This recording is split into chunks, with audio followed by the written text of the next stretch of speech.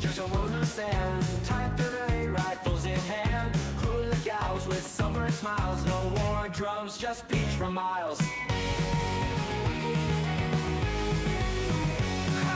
Ghost Park by Tiki lights, shadows dance in tropic nights. Sand beneath where boots once stood, paradise sang so misunderstood.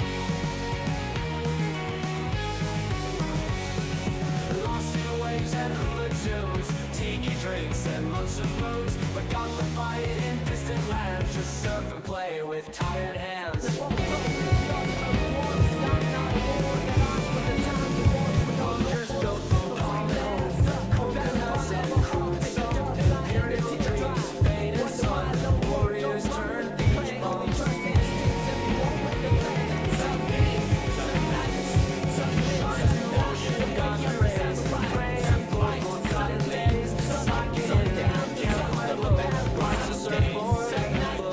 Some live, some die in the name of the samurai.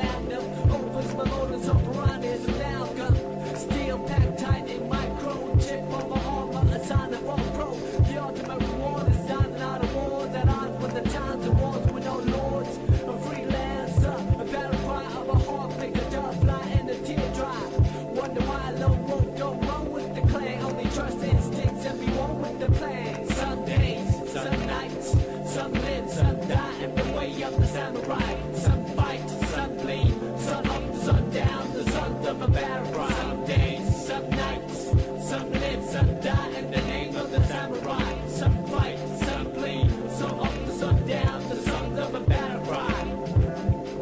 A battle cry.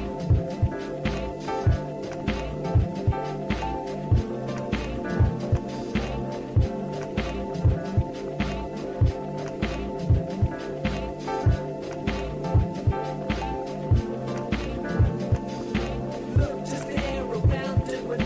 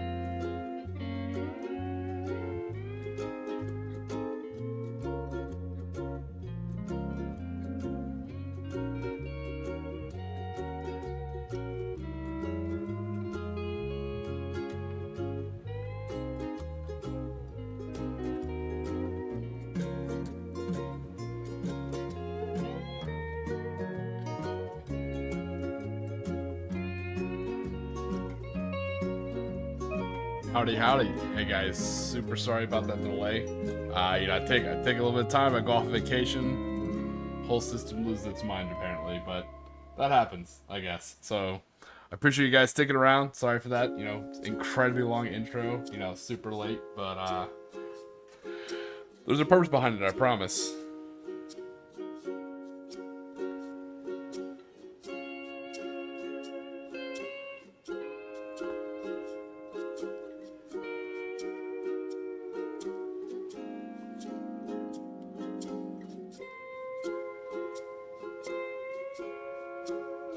So, like I said, I had a great holiday. I know I didn't stream for a little while. I was gone for a little bit, came back.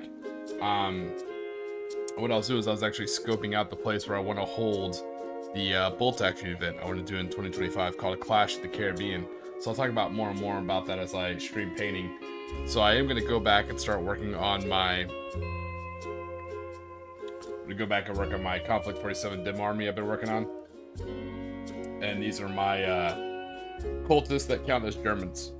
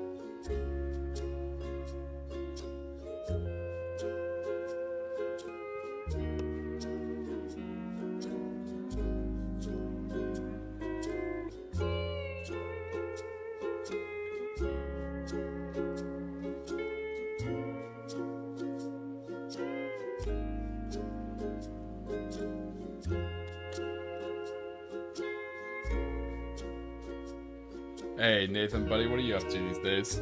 It's been a while. I've seen Mogan's channel's been pretty busy. He's putting out a lot of content. Good for him. Puts out good content.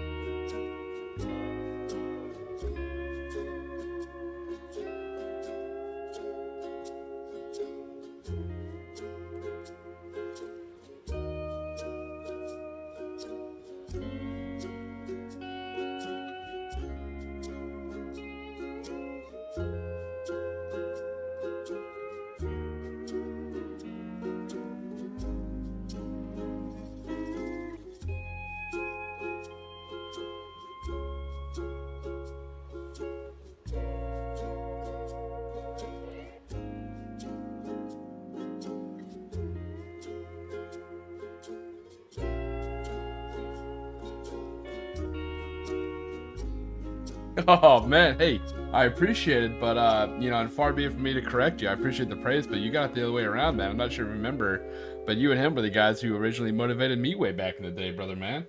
But hey, dude, I super appreciate that, and super glad to hear you're coming back, man. I always like y'all's podcast that y'all do. I always find that super enjoyable.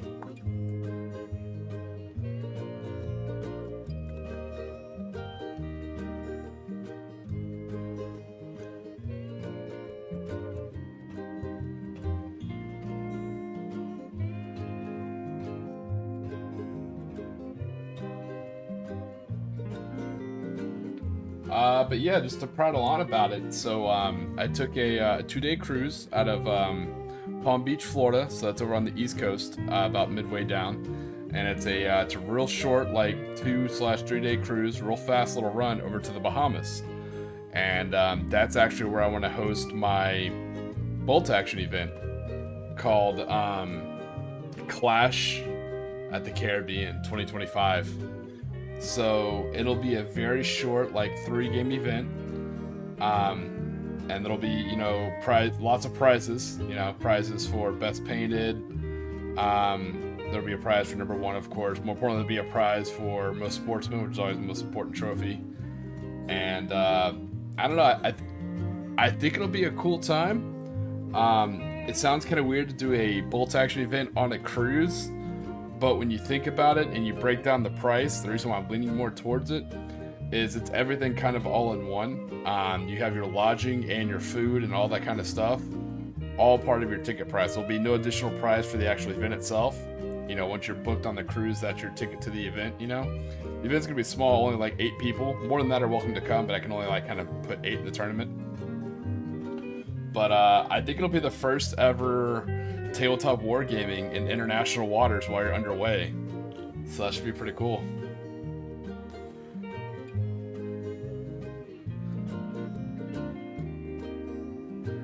Dude, that's awesome. Yeah, you have been gone way too long, man. I do like your videos, so I'm super glad you're coming back.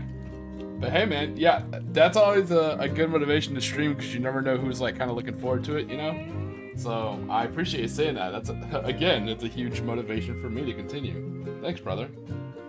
And definitely let me know your schedule, man. I will be there.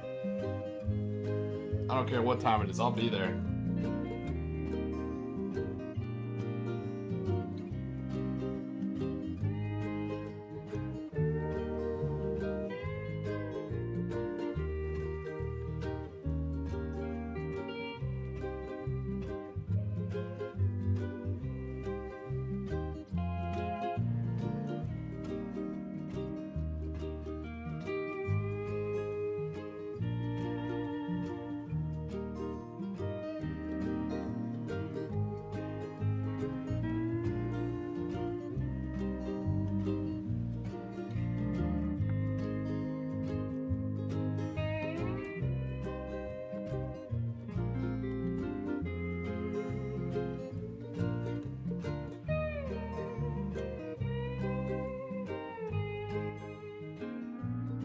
Also, like I said, I've been using my my dev space for some other stuff, so I've messed with some of my settings. So yeah, let me know how the audio is. If the music's too loud, the voice is not loud enough, definitely let me know. I'd appreciate it. I feel like I've been gone for like 3 weeks, but I think it was just like a week.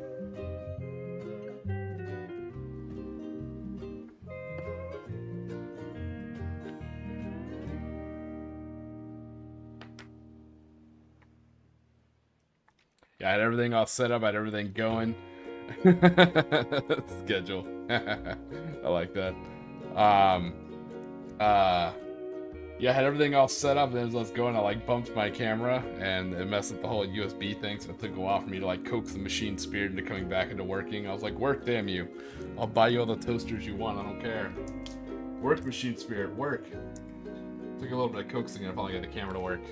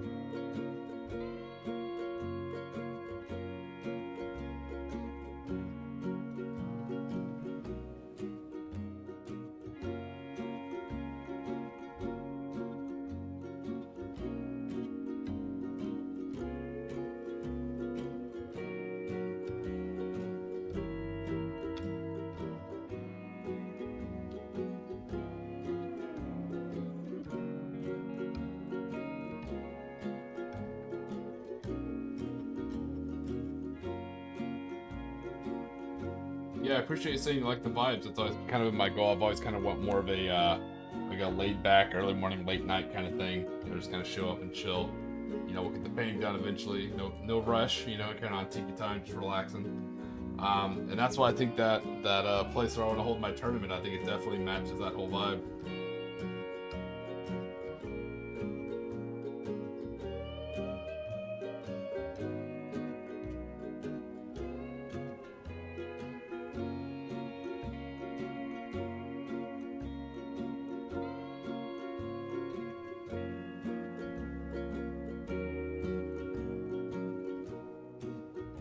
It's a huge step for me, you know, going from like nothing to a small YouTube channel to a small streaming, and then wanting to host it's not even big, it's only like 8 people, but to host a bolt action event, you know, like it's never been done before.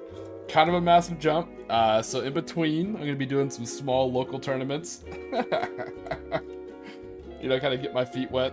But I've been doing some demo games, so that's nice.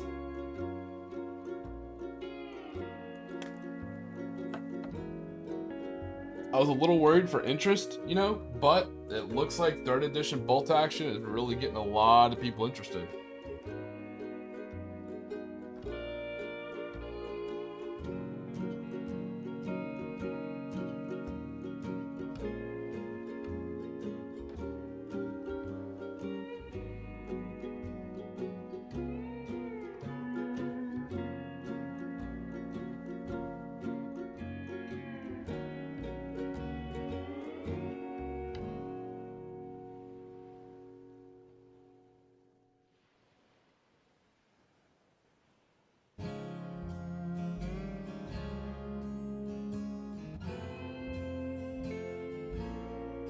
These are just some of the models, in case you guys haven't seen them for a while. Like I said here, the actual mummies.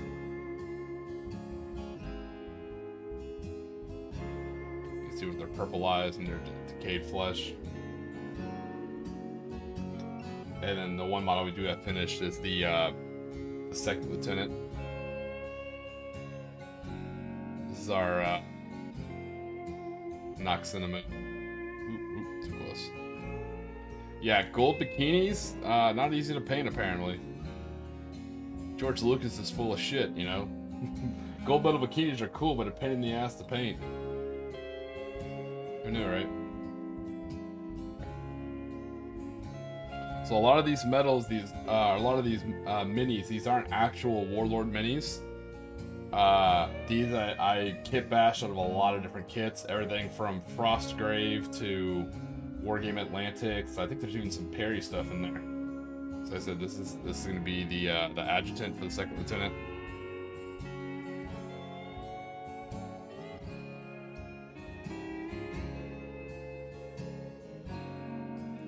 Dude, that'd be awesome if he gets into it. I saw him getting into Gunpla, which is awesome. You know, I think it's where a lot of us kind of started. I've always loved Gundam myself. I love my Zakus. So it's cool to see him do that. And unlike a lot of the other Doomsayers, you know, I really don't wish any particular evil upon GW or 40K. I mean, I think a lot of us cut our teeth at 40K, so it'll always be special to us, and that's okay. You know, but I think it's more special in an XYZ coordinate, like it's a time and a place, you know, not just a certain Warhammer 40K faction. You know, like I love the Guard playing them in 6th and 7th, you know. But anyways, where I was getting with that is excited to see people kind of branch out from Warhammer 40K. I think I said it in one of his videos, but what's happening with Warhammer 40K is very similar to what we saw happen with Dungeons & Dragons. I played a lot of tabletop role-playing games, and Dungeons & Dragons is the most popular, but it's not the only system out there. Not saying it's the best, it's definitely not the worst, but it's just the most colloquially known. I think it's the same thing with Warhammer 40K and tabletop wargaming. I don't think it's the best tabletop war game. It's certainly not the worst, but it's the most colloquial, the most acceptable worldwide. So it's fun seeing this.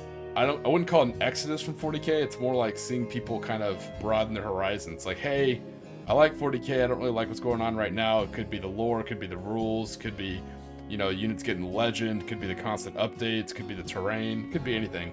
Like, let me see what some of this other stuff is, and that's why I'm starting to see more people looking at Bolt Action or Conflict 47, which I'm super stoked for.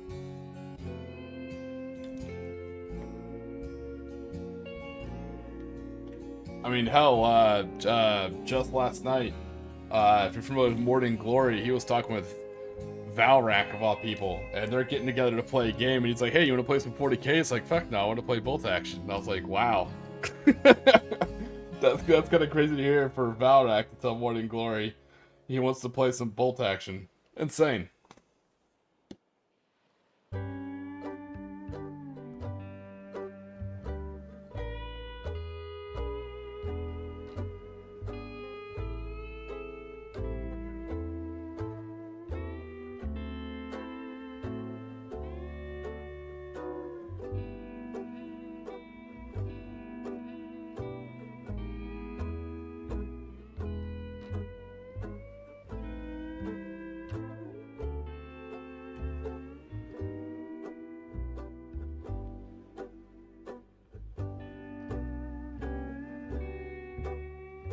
Yeah, I'd love to see a lot more people, particularly Americans, get into Conflict 47 to have more people to play with.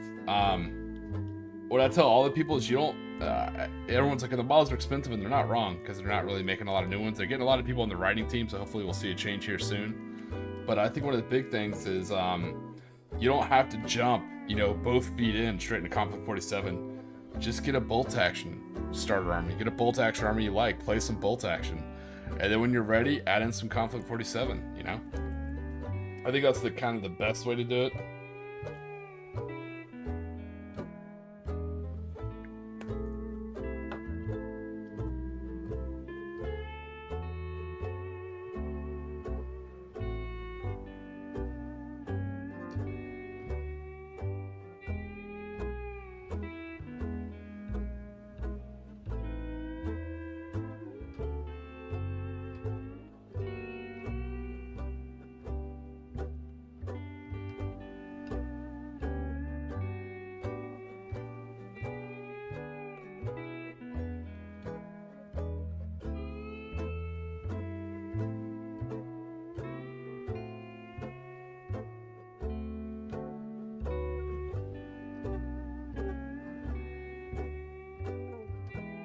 Yeah, 100%.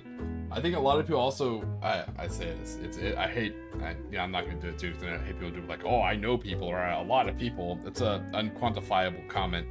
Me, myself, and I can only speak for me, myself, you can only have so much negativity. I mean, this stuff is your hobby, so if your hobby is slamming on a former hobby, that doesn't sound very relaxing. And again, I can't speak for anyone else, just for me personally. It's not good for my headspace. I have very little free time, and I don't want to spend it, too much shamming on something that I used to enjoy. Occasionally here and there, sure, why not, but it's one of those things where if you're always complaining, maybe it's you.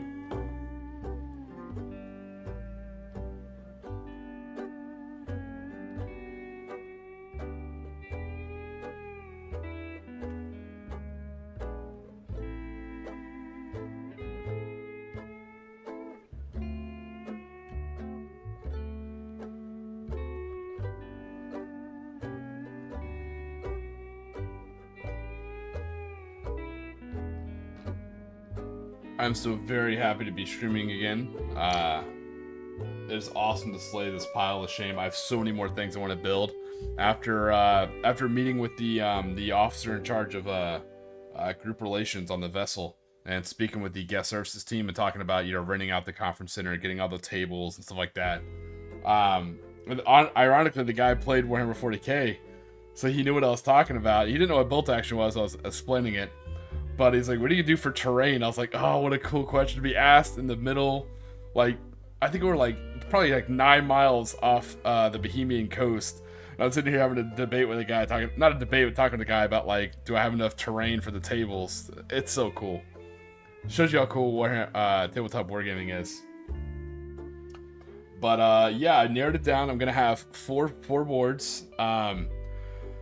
We're going to have a urban ruins, like a city fighting board. We're going to have an airfield board. We're going to have a beach landing board. And we're going to have a jungle ruins board. So I'm over here just off stream building terrain like a madman. Because yeah, the event's a year away, but my goal is to do it all myself with no sponsor style funding. Here in a little bit, I'm actually going to... I was going to wait till I have 500 subscribers, but I think that'll be a year from now. So I am gonna actually start designing T-shirts, and I'll put T-shirts out, and any and all profit from those T-shirts goes straight towards the event. You know, and once the event's paid for, like the renting the room and everything like that, and I'll provide receipts. I'm a very transparent guy. Once that's paid for, all the money goes towards prizes or towards, you know, getting stuff for people when they're on board. You know, pizza, drinks, stuff like that. So keep your eyes peeled. There'll be some Tiki the Hut merch coming out, some T-shirts. So that'll be pretty humorous. That'll be pretty cool. Again, this will always be a no profit channel. Nothing's profit. Anything from those T-shirts or merch is all going to go directly towards the Clash of the Caribbean tournaments every year. So my goal is to never have always do it myself, never have anyone to answer to, no sponsors or anything like that. That way we can always keep it super chill.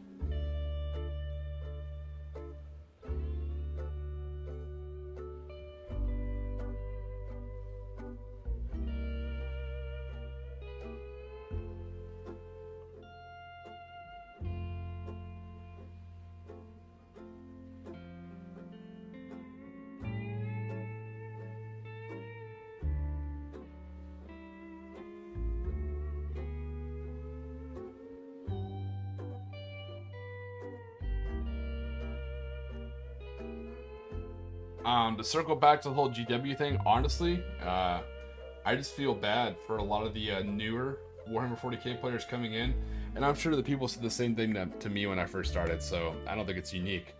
But I feel bad that they missed out on some of the cool experiences we had with GW. But I hope they remember these times fondly in case GW changes for them. I think as long as people are having fun playing, you know, Warhammer 40k, more power to them.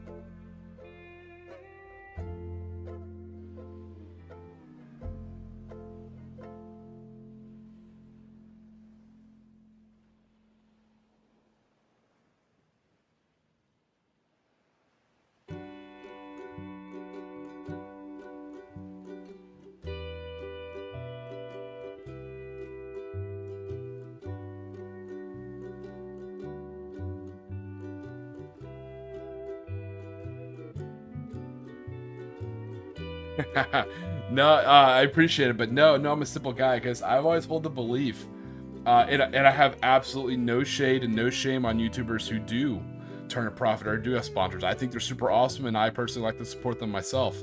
You know, I'm lucky enough to have a good job. I work very, very, very hard, and so this is literally just my fun and free time, and I like to keep it that way because I feel like once you start generating revenue or profit, I feel like then A, it becomes a job, like B, I'm here painting because I like you guys and I like what I'm doing, you know, and it's a fun kind of cool thing.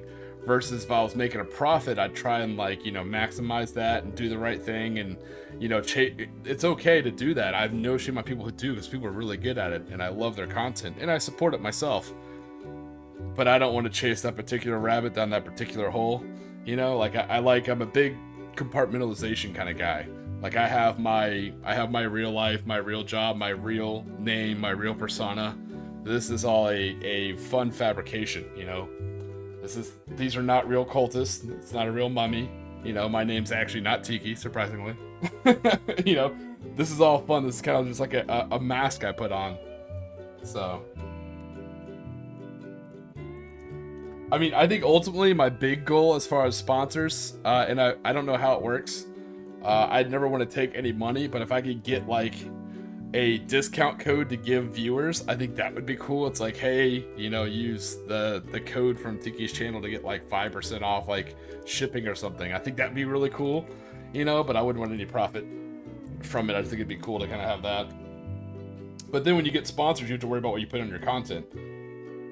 Like when you watch my videos, my lore videos, you know, I use World War II footage. There's guys getting hit with flamethrowers. There's people waving flags that have crooked windmills. You know, I'm using real World War II footage. So I'd hate to have to like kind of tailor that and check with my sponsors first. Not really about that. I'm happy to promote Conflict 47 bolt action stuff for free because I enjoy the stuff, but I don't work for Warlord Games, but I love their stuff.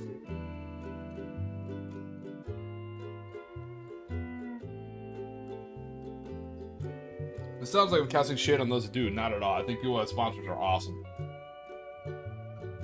I just think it's important because that's the other thing too, is once you once you take money, that money has to go to a real account. That account has to be tied to a real name. It can get kind of weird and wonky, you know? So it's also like a protection thing. I see it a lot when some YouTubers, more successful than myself, again, I'm not even a YouTuber, I just kind of do this for fun. But some people, they'll talk about, hey, I get, weird mail or messages, or I get these weird threats, or people say weird things about my family. And I'm always to believe, like, how do they know where you live? How do they know you have a family? Have you talked about your family on stream? Did you monetize that stream? I'm like, then that's kind of a gray area. You brought that information into a monetized stream. You monetized your personal identifying information. That's kind of weird to me, I guess. So, I mean, you can't doubt the internet. The internet will find out where you live in a heartbeat. I think the whole world's learned not to mess with the internet, but...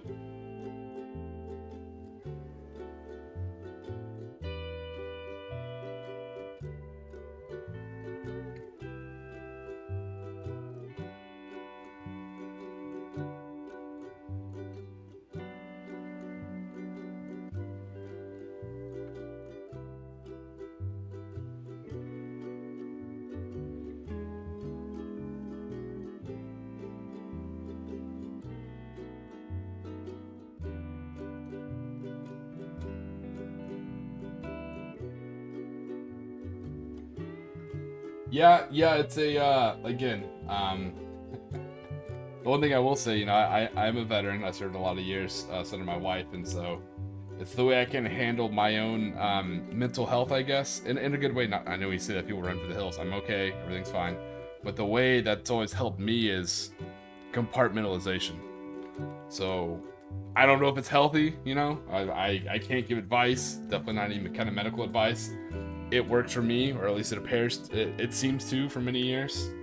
So, that keeps me happy. And like if something happens, if Mrs. Tiki reached out and she's like, hey, I know you're supposed to stream, but I really want to go for like a long walk, with the dogs. I'm like, oh, okay, cool.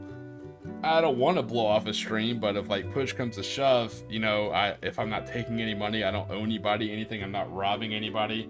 I don't have any Patreons, or I have any it's one of those things. I'm definitely gonna always try to be here for the streams, and I'll let you guys know if I'm not, ahead of time. But it keeps the relationship, I think, between the streamer and the audience super laid back, when it's all pro bono.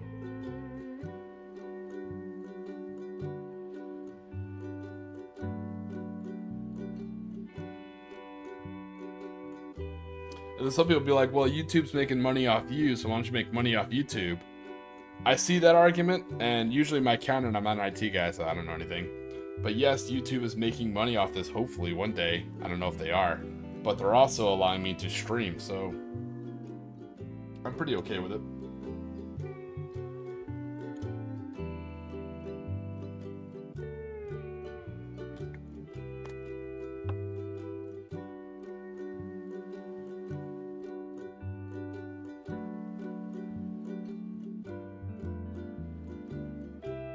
But I definitely plan on inviting Warlord Games, letting them know about the Clash of the Caribbean, and seeing if they want to send anybody on that cruise ship. That'd be super cool if they want to be there of their own volition and hang out and run and do that kind of stuff. And I'll definitely send them all the pictures so they can use for promotion and stuff like that. And I know sometimes you run events, and if you're a big enough name, sometimes they'll send you models to use as prizes for free. If they do that, hey, that's super cool. All credit will go towards Warlord Games. If not, hey, no worries either. I've already started collecting a lot of different boxes and kits. That's the one thing, is I know cruises can be expensive, long story shorts, I plan on doing a video breaking down the cost, including all the hidden costs you may run into. I have a background in the maritime industry, so I'm used to, calculating all these kind of costs and stuff like that. But long story short, it comes down to, if you're staying in a room by yourself, full price for the actual 3 days or 2 days on the ship, whichever you want to think about it. It's really like 2.5 days. Yeah, I think it's like $530. Or if you split one room, they're pretty big. If you split one room with 2 people, it goes down to like, I think like $253 a person, $253 a person. That's for, lunch, dinner, then breakfast, lunch, dinner, then breakfast, So, you know, multiple meals, 2 night stay. It's really not that bad. I say that, I take that back. Everyone's finances are their own. I can't say what's expensive, what's not expensive. But when you think about going to an event and paying for a hotel, you know, and eating at either the concession stand in the conference hall or eating at one of the fast food places around the conference hall, all that stuff kind of adds up. So I think about $250 is about what you would pay for about a 2 to 3 day convention somewhere, without factoring in travel, of course.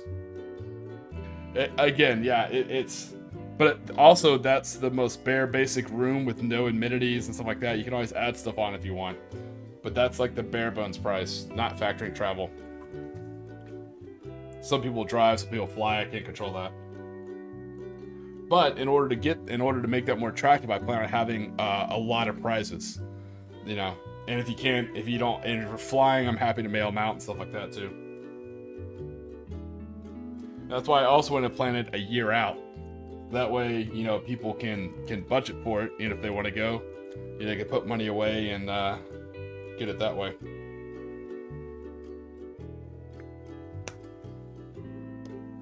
Yeah, there'll be room like when you get on the vessel, you can still attend a lot of the stuff on the vessel. It'll be about 5 to 6 hours where we'll actually be playing bolt action, and it still leaves room for you to do like the shore excursions when you get to the Bahamas and still sit down and have nice dinners and stuff like that. Especially for the guys or girls who have spouses, you know, you can bring your spouse, split a room with your spouse. Your spouse gets a vacation, you get to play a little bit of bolt action and a vacation.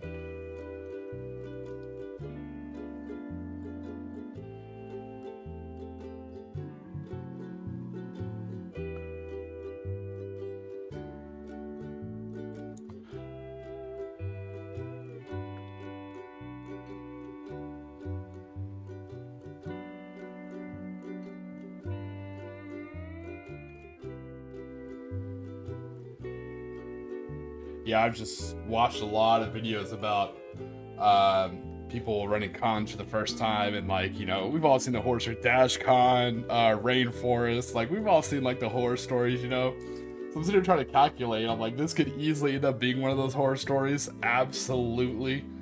But also I'm trying to think of like what could help eliminate the whole like worrying about lodging at certain hotels and stuff like that. I'm like, oh, it seems like it'd actually be kind of cool. And the ship actually has a conference room. You know, so it's super easy to set up a whole bunch of tables in there.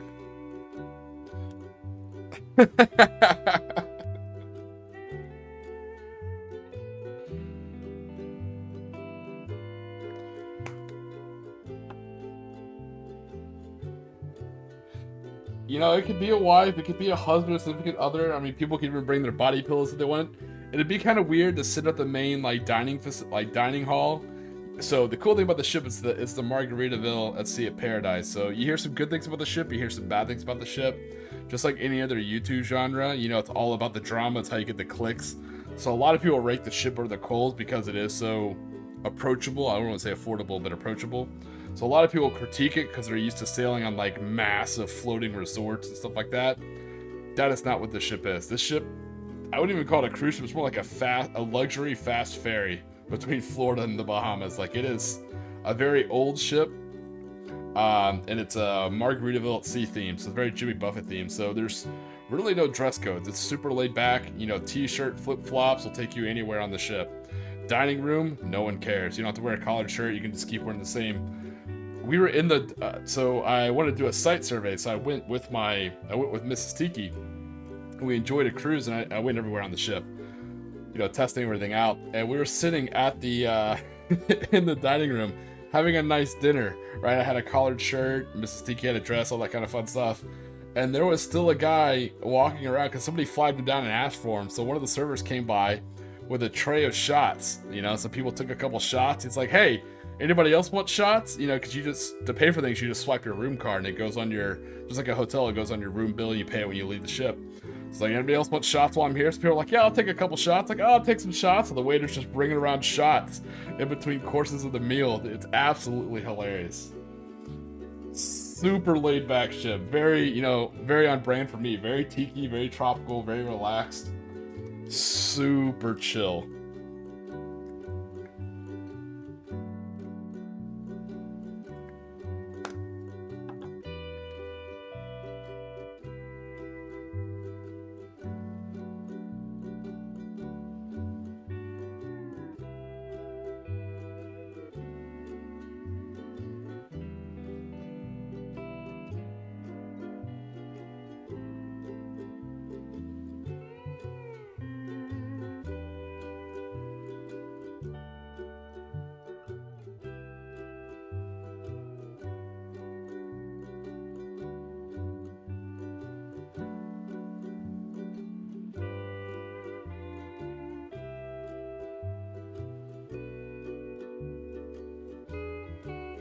Yeah, the shore excursions are pretty legit too. If you choose to do them, like I said, I want to leave the scheduling open to where you can still do the shore excursions. Because what happens is you board the vessel around a little before noon, so you're able to board the vessel just before noon. Once you go through customs and you clear all that kind of stuff, you have to have a passport. If you're an American, there's a birth certificate thing, but we'll stick with passports. So the vessel will depart in the evening, the early evening, and it kind of sails out to the Gulf. It arrives to the Bahamas early in the morning, and it doesn't depart until early evening. So you literally have like the whole daytime in the Bahamas to run around, do whatever you want. So I wanted to make sure I scheduled the bolt action events to where you have that ability to either stay on the vessel and relax, or if you spend the money, you can go out on. You actually only have to spend money for a shore excursion. You can literally just walk off the boat and go shop, hang out around the port facility. Go as far as your feet will carry you. But I did one of the shore excursions. It was a lot of fun. We went out snorkeling on a reef, a really nice reef, very deep reef. Once you get on the other side of it, like the ocean side of it, past the lagoon, came face to face with a big old sea turtle. Had a bunch of jellyfish following me. SpongeBob was full of shit. They're not friendly at all. Those assholes chased me for like 5 minutes. Bastards. And I was doing some like surf, like some free diving because we're wearing snorkel equipment. I had a camera, so I was trying to dive down to get some really good pictures of some reefs, and some possible wrecks. But being a Floridian, I know all about lionfish. For those of you guys who don't know, you do not mess with lionfish, and the second rule is you don't mess with lionfish. So lionfish are kind of a almost like a white and kind of a pink or peach colored striped fish, but they have these spines on them.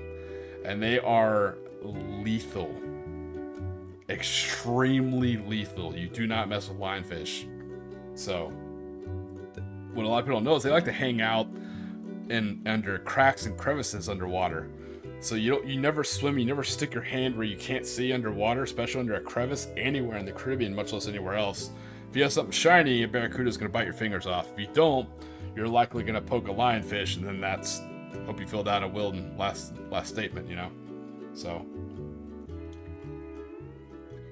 yeah, we're out there for like 2 hours hanging out. It was pretty cool. I was lucky because everybody else on the trip left, so it's just myself and Miss Tiki hanging out on the beach. They're hanging out with the Bahamians, I guess. Bahamians, there you go.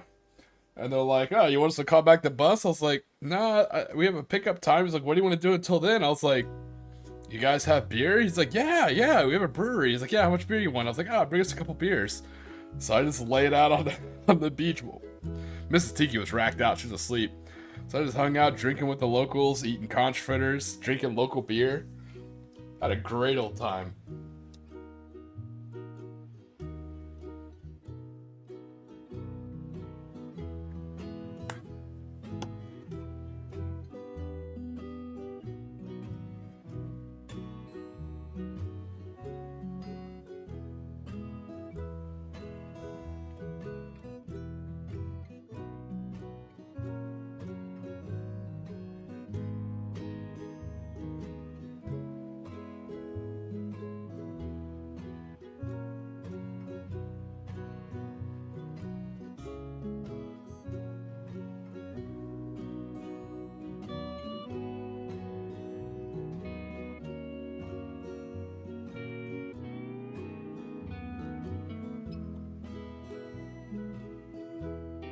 And even if it's just barely successful, I definitely plan on doing it the year following, bar anything crazy happening. So I think that'll be kind of cool, even if it never like fully takes off or anything like that, like just having that kind of attached, just that one event. I don't think it'll ever be as popular as any of the other big, meetup or events out there. Like down here we have Hurricane Con, stuff like that. But just to hear it start to be mentioned like by some names, like if someone says, "Oh, Clash of the Caribbean," I know what that is. Like that's that crazy full tiki thing, That would be 100% worth it. That'll make it all worth it,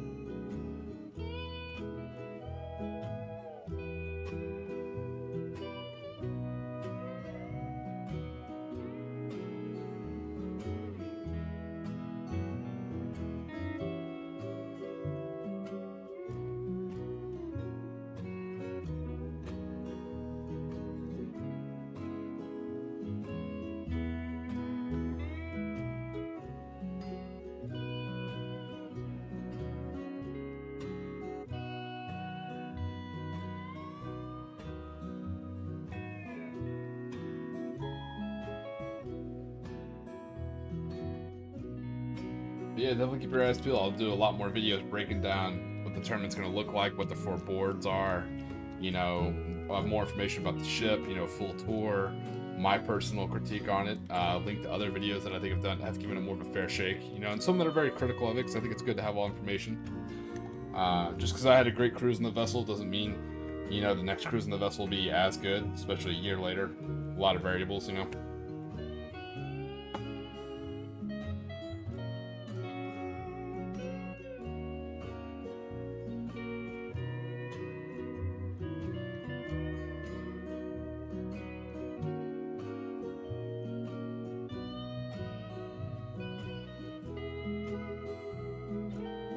One neat thing was how excited guest services was to hear about the idea, and I thought they were just being nice. And actually brought out the officer. He's like, "Oh, you mean like?" Because I was trying to tell him, you know, it's kind of like chess, but you paid the piece like Warhammer 40K. And I was like, "Yes, exactly, like Warhammer 40K." I was like, "Do you play?" He's like, "No, I had a roommate who played." I was like, "Okay, cool." You know.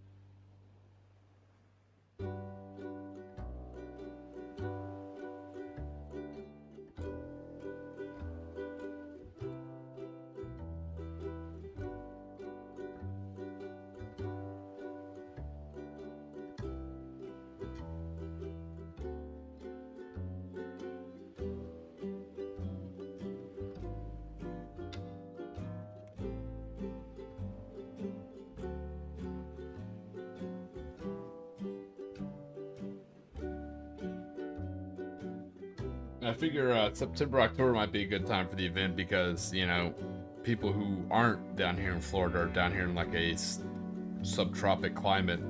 So it starts getting like nippy, a little cold, you know, so it's kind of like a last hurrah before the winter sets in. So I figure that way if you're traveling all the way down to Florida for an event, at least you get to go to like a nice, warm, sandy beach.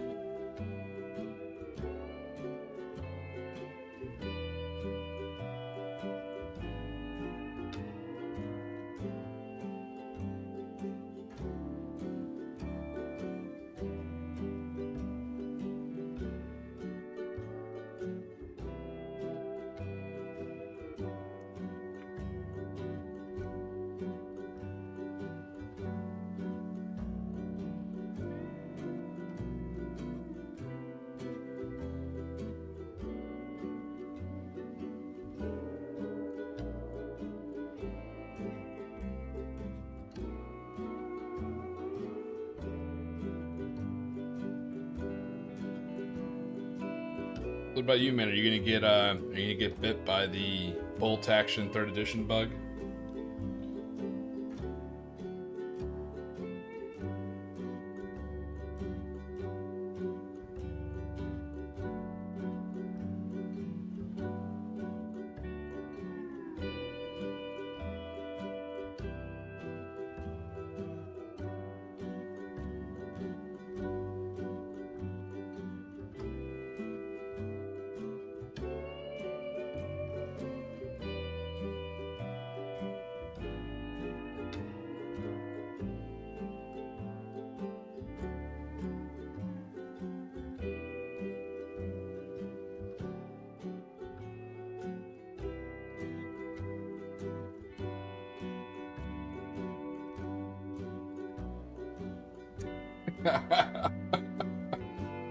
Yeah, that would that would be amusing to imagine.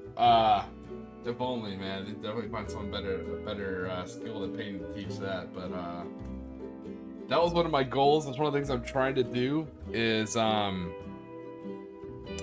because you know, I'm paying, you know, for the conference room to host the event, and that's fine. That's something I'm putting into a budget, so like that is fine.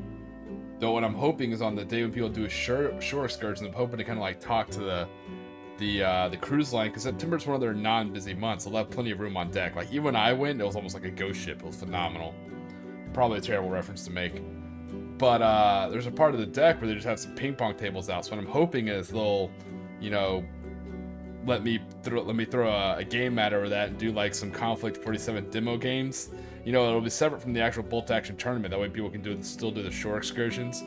But for those who decide to stick on board the ship, you know, I'll be doing some demo games up there. You know, up actually on the deck, you know, with the sea breeze and the seagulls. That would be nice.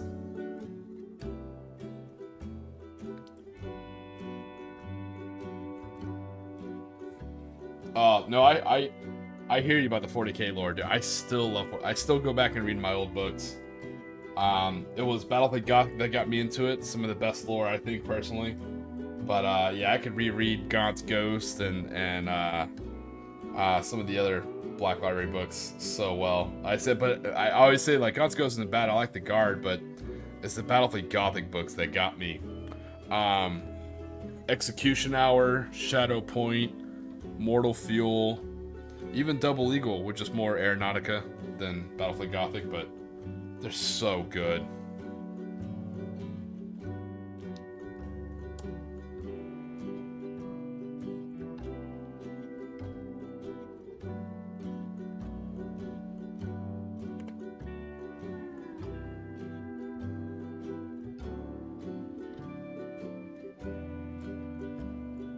Yeah, interstellar combat, especially the boarding, is just so damn cool in 40k.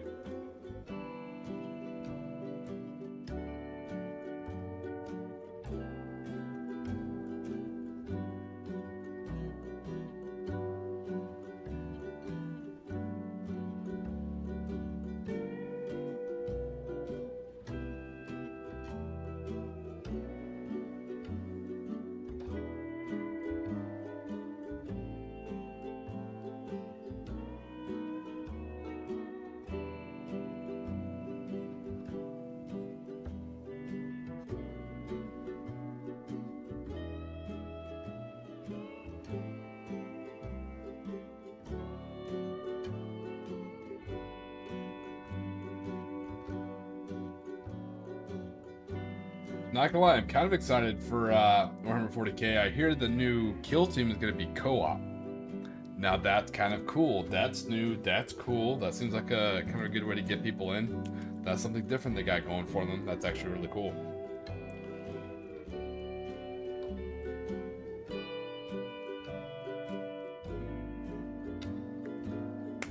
I say that's new. I think Modifius. I'm pronouncing that correctly. I want to say I think that's another British wargaming. I feel like every model wargaming thing is British, but they do Star Trek, Conan,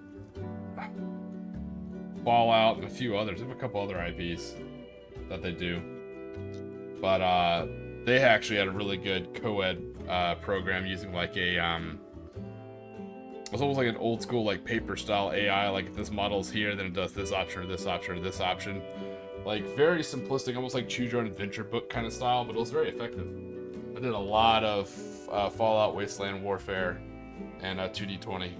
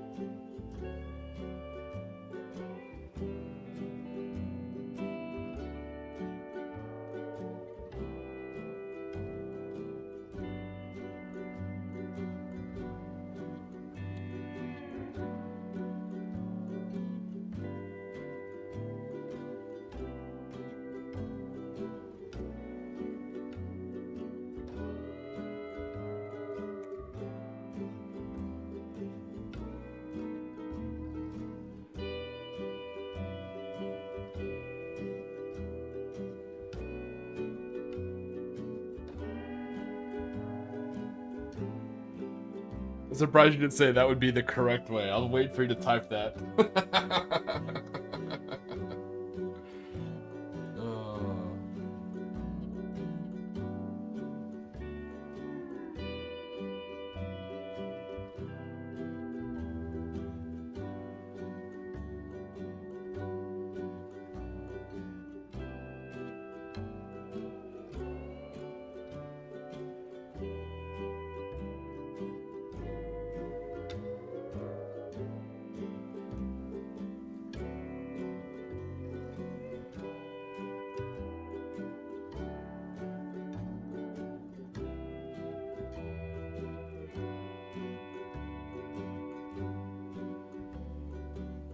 Yeah, it was still the other day someone pointed out that Games Workshop and Warlord Games were like practically right next to each other, like in the same town. That's absolute insanity to me. I don't know how it'll just like stare at the window at each other. They have to have like a friendly annual like cricket match or something, you know? That's so crazy they're in the same town.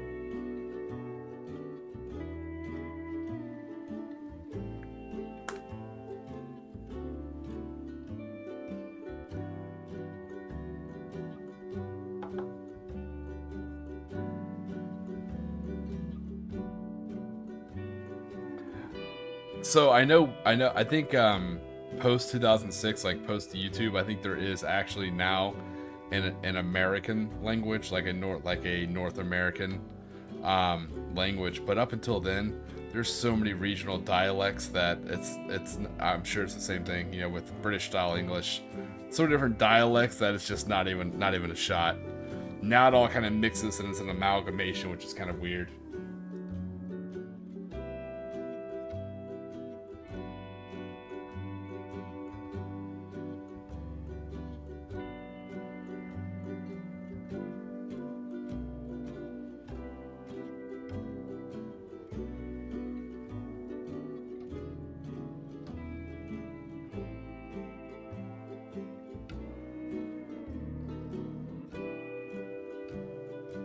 It's always interesting. That's one of the benefits of being in the service. You'd hang out with people from different parts of the country.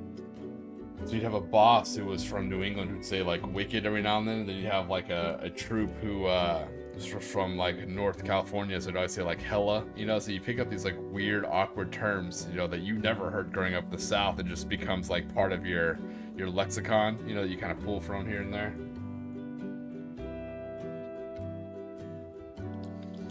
And it's not even done out of like mockingly. You just get so used to hearing it. It's like learning a language through immersion, you know.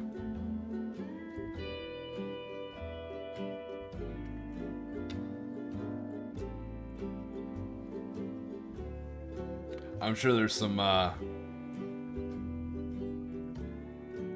believe that. Yeah, that's something that's always amazed me. You know, these shows and YouTube, I get a lot of people with like that weird, like, it's a fake American accent, but it's real because it's what you get in the media. You know, it's kind of hard to describe. But I'm sure there's some like Yankisms that kind of drive you crazy. You know, like maybe the way we say H, like we say an HMG, you know, heavy machine gun. You know, or oh no, what about the herbs and spices and stuff like that? So.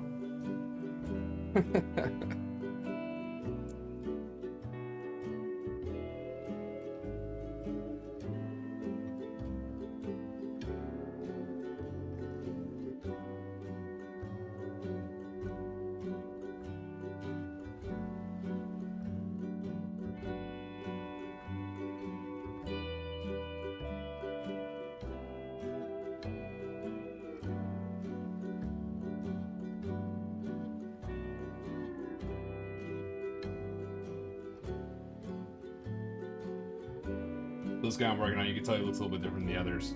This is actually going to count as the NCO for this little group of cultists. You know, he's got the MP40 on his back, the ammo pouches, and he's got a nice little sword going. He's got more of a fez. I'll add in the black tassel later.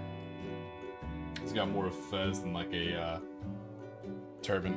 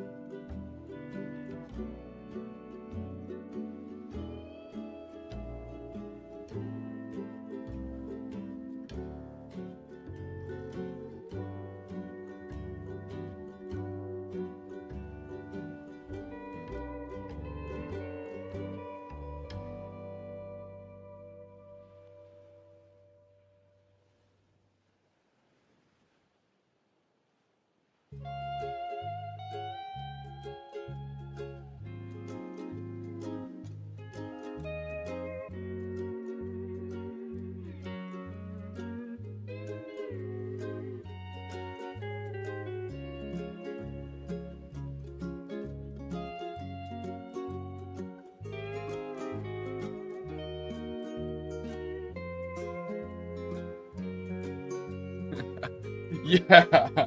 Yeah, oh, if you haven't seen it, so it's what I actually wanted to paint tonight, but my stencils came in, and I was gonna do a rattle can, but I felt that's a little low effort even for me, and a little what do the kids say these days, ratchet perhaps. So I'm actually getting a sponge and doing the stencil correctly.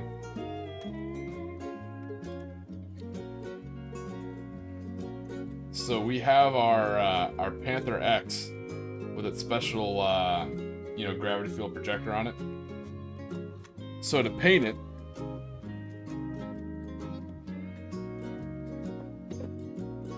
I'm actually pretty excited for this. What we have, or what we're gonna do, I'll put a little thing down right here just so you can kind of see a little bit. Ooze. Hopefully didn't blind the camera. Oh, I'm a noob. What am I doing? There we go. So it's a hieroglyphic stencil.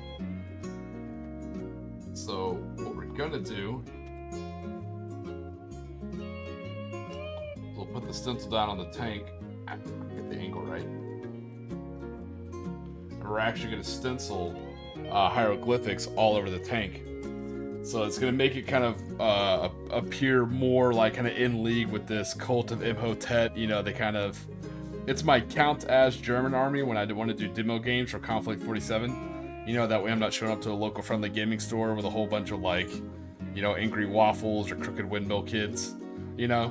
So this one you're gonna have a Panther tank rolling around, with all these hieroglyphics kind of spray painted on it. It's been think of the Germans, in their a mix between their weird science research team and their occult, division. They're kind of doing a Lend-Lease with these Egyptian cults. And the coolest thing is,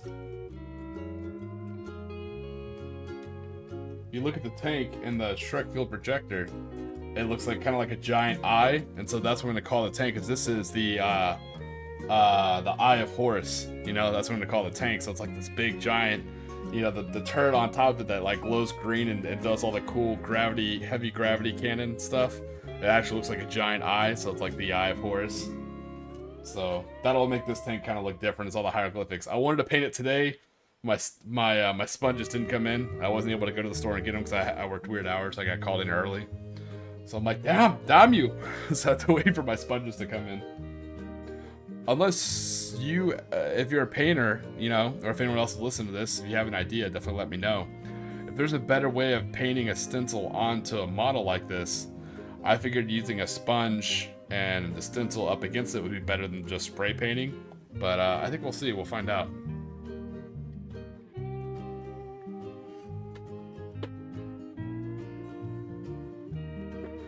But yeah, it also makes it midwinter proof.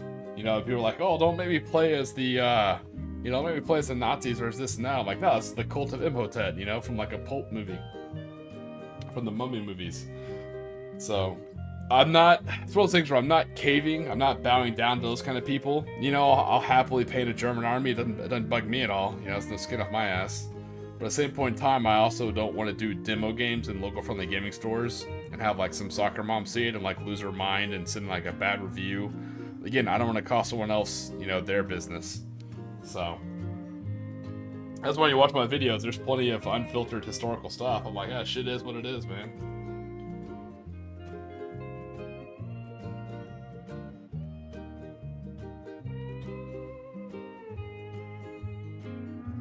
And same thing, I'll put rules for the event. I don't mind whatever army you want to bring. I would politely ask, only because we're going in international waters in another country. Please don't have, giant swastika flags or giant, hammer and sickle flags. A lot of people don't think about it the other way around. I'm not getting political. People are like, why can't I have hammer and sickle flags? I'm like, because we're about, 5 nautical miles from Cuba is why, so please don't. If that's cool with you. So, if you already have it on your model, that's fine. But, no dressing up, no cosplaying, like a Hugo Boss suit, none of that kind of stuff. I want to build a good relationship with this cruise line and this particular vessel, to keep the thing going. I'd hate for that to be what ruins it. But at the same point in time, I'm not gonna be like, you can't play the Germans, you know, go all like middle of winter on them. Nah, man, by all means. It's funny you mentioned that, man. That was such a weird take of his. Like, I went back and I watched his apology, or what was his apology? That's just a weird take. I think it was the ad. Going back to the whole taking money thing. It was the ad that made it weird. If he did just a video with no sponsorship, especially from World of Warships, especially playing a Kriegsmarine German ship, it would have been fine, but once you take the money, man, things change.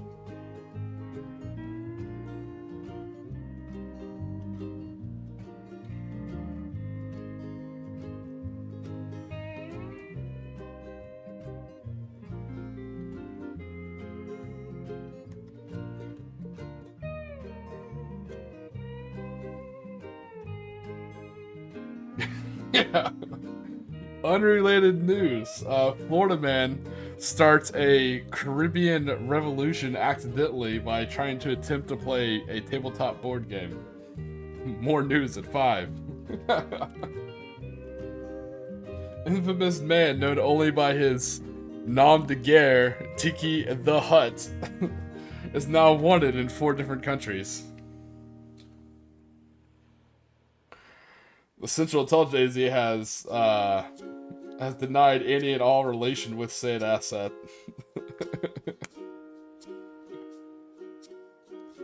Dude, I could just see some like YouTubers like 4 years from now telling the wild story of the one time a, you know, tabletop wargaming convention like led to an international incident and a revolution on a Caribbean island. Oh, sweet mother of God.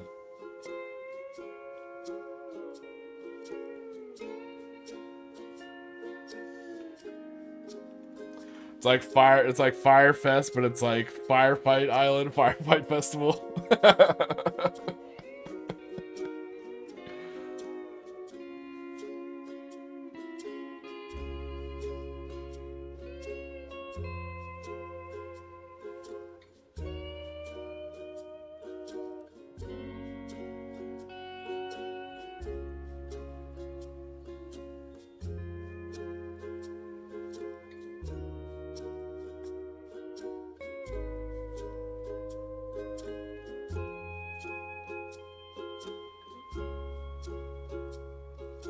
I took some pictures and I'll post them, but and we went here at the end of August, right?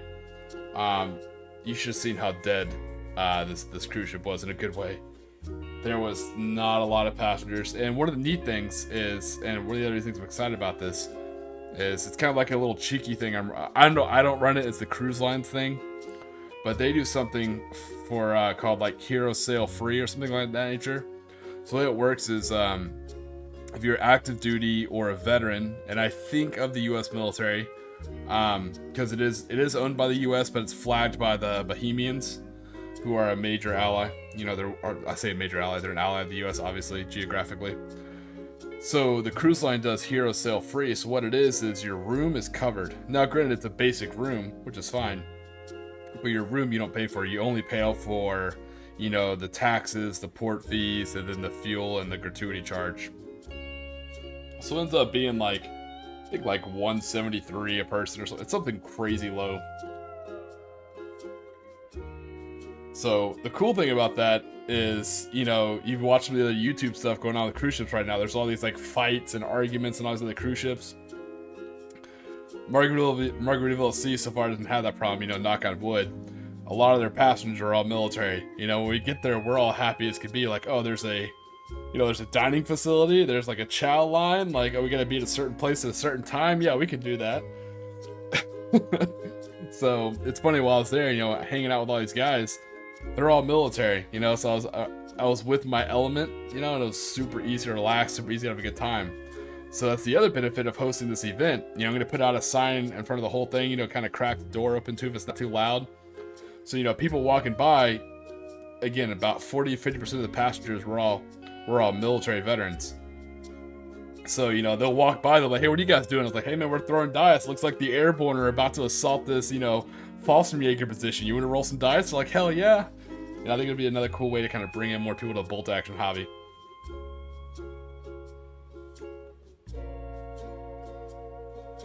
Well, I see what you're saying. It is a U.S. owned company. So, without getting, I'm a huge nerd about maritime stuff. You know, don't let me talk your ear off. But I say that as I run a stream. I'm an idiot. But so the way vessels work is countries can own a vessel, but it could be flagged in another vessel. And if you already know this, you know, let me know. I don't want to talk down to anybody. But there, oftentimes you have a flag of convenience, or you have a flag depending on where you're operating. Like a lot of vessels, they'll be owned by, you know, Germany, or owned by Italy, or owned by America, but they'll have Panamanian flags, or Singapore flags, or Bahamian flags, which means when they're in international waters, they adhere to the laws of that nation. So some ships will do that because these very maritime nations, like Panama with a giant canal through it, you know, and some of these Caribbean countries are very ocean going. You know, they're very kind legally to vessels.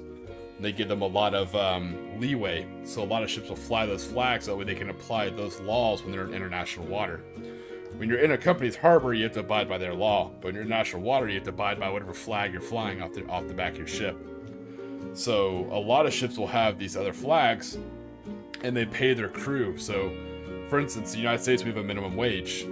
So if you have a U.S. flagged vessel, all your crew have to be paid a minimum wage, which is very expensive compared to other vessels flying other nations' flags. So, long story short, it is still a U.S. company, and I think that's why they do that. But it is also a Bahamian flagged vessel, because it does, you know, go back and forth from the U.S. to Bahamas. But the cool story, bringing it back to World War II, is a lot of people don't know there actually was some cool stuff. I say cool.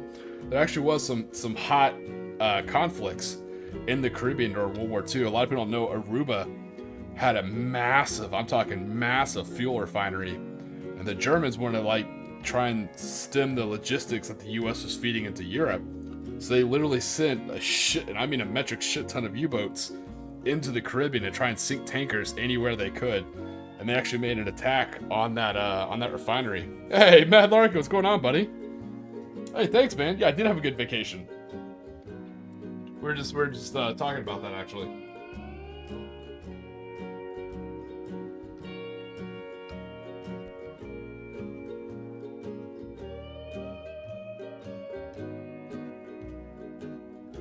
So there actually is a lot of precedent about, you know, conflict going on inside the Caribbean. So I think it's kind of a cool area that's not often talked about in War II. So I'm kind of cool to lead some. Obviously, it's going to be kind of alternate history. You know, it's going to be a bolt action event, not a Conflict 47 event, but it's kind of more of an alternate history kind of look at it. You know, so I think it'll be interesting.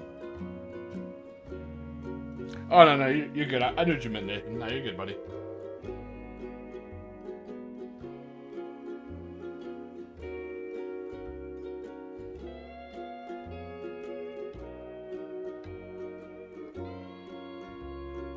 It'll be, like I said, during that event, you'll get in 3 good bolt action games. 2 are going to be kind of small scale, and I'm actually kind of excited for, I know, me, kind of excited for the 3rd edition rules, only because I like the fact that it's bringing in different platoons. It's not just, hey, everyone's taking a generic rifle platoon, or I'm taking a theater selector. And the reason why I say that is, like, for the first event, I'm going to keep it to, like, 500 points, and I may pass a rule where you don't have to take your rifle platoon, you take a recon platoon, you know, or I'll be like, you could take a rifle platoon and a recon platoon, because the first match of the tournament is going to be like 500 points, small scale, with night fighting rules, because it's supposed to be like you kind of reconning the island, getting that first fight. And the second one, you know, you can start bringing in heavier tanks and stuff like that. Oh, hey, thanks, but my pleasure, Nathan. I enjoyed what I did, and it did well for me. It did well for my wife, but thank you for that. I appreciate it. Thank you for the support, more importantly. The second game I think will probably be maybe 500 points, maybe 1,000, but I'll lift the restriction. It won't be night fighting. I'll lift the restriction about the recon platoon, and you can start to bring in anything else you can fit for around 500 points. And I think the third game is going to be like the 1,000-point game, and that's going to be, you know, whatever you can bring for 1,000 points. Still kind of playing around with that. I'm thinking I'll get about 5 good hours at have the conference room all to ourselves. I'm trying to fit in, you know, 3 good games, 3 quick, small, good games within that 5 hours, allowing plenty of time for breaks and stuff like that nature. That way, it still gives you plenty of time to enjoy the other parts of the ship and stuff like that.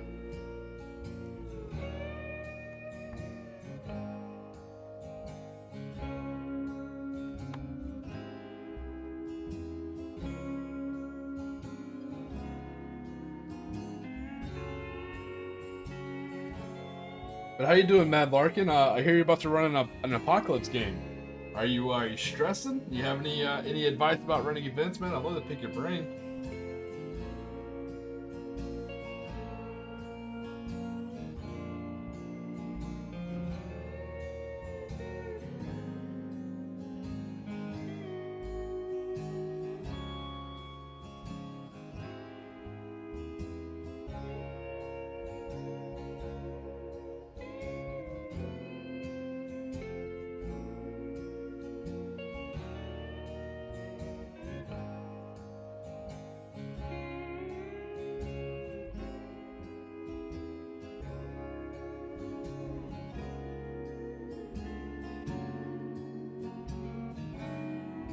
Oh man, an apocalypse game. In my humble opinion, the best part about Warhammer 40k, I always loved apocalypse games, man.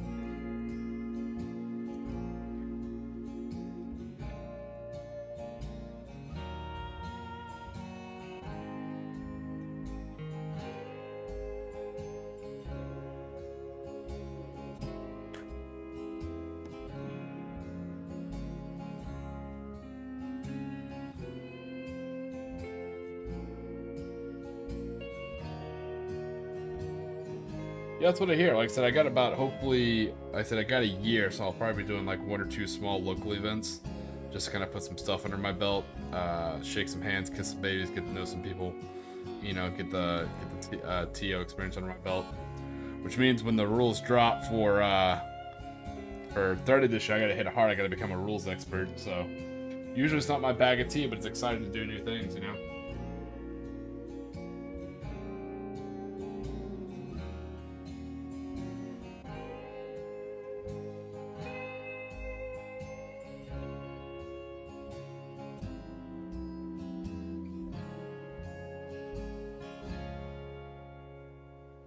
Oh, nice. Yeah. Right now I'm getting together the maps. I have the jungle board squared away, and I have the urban board. Sorry, hold on.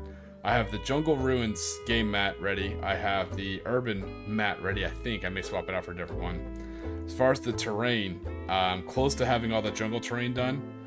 And then I think I'm going to move on to the beach landing terrain. So I'm going to have 4 tables: a beach landing, jungle ruins, an airfield, and a like an urban city area.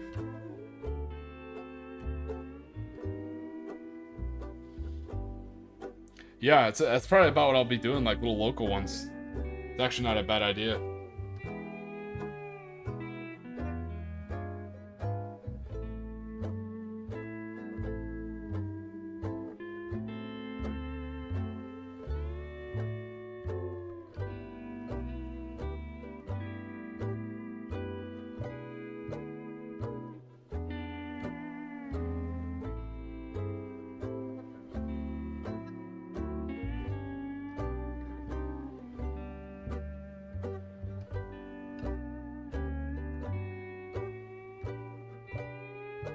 Yeah, it's my first live stream back. It's great to be back. It's great to be working on this pile of shames. Get back to my vow. I had to put a pause on my vow to get that.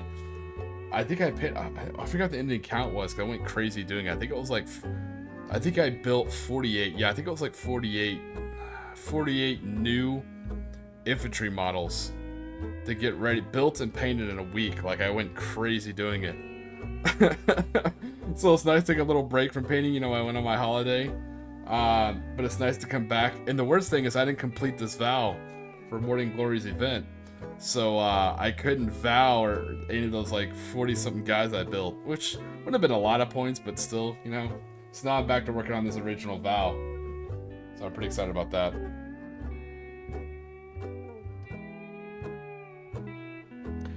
Yeah, I think you gave me that piece of advice, Mad Larkin, and I know you're exactly right.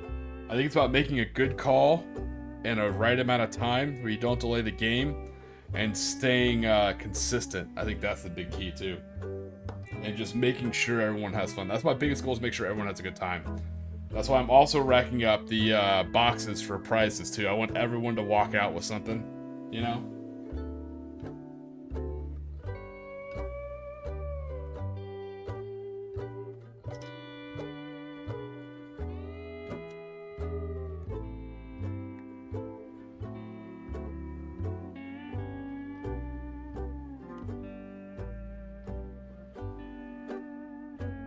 Yeah.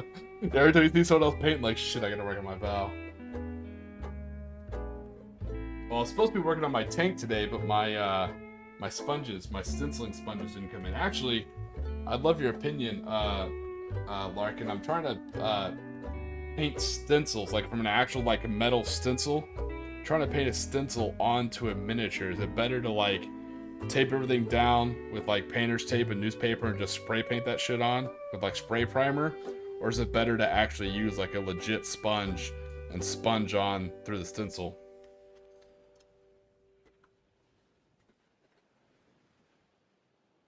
Like, watch your eyes, the light might get you, but this is kind of what the stencils look like they're hieroglyphics. Because it's not exactly a flat surface, so I'm worried how the sponge is going to play out.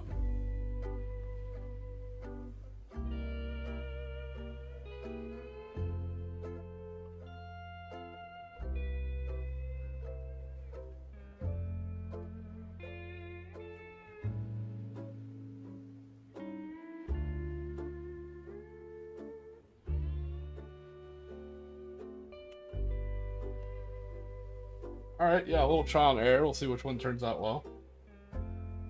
But yeah, that's the plan for the Panther X you can see on the box. For these Egyptian guys, my cultists, they're gonna have hieroglyphics stenciled all over their panther.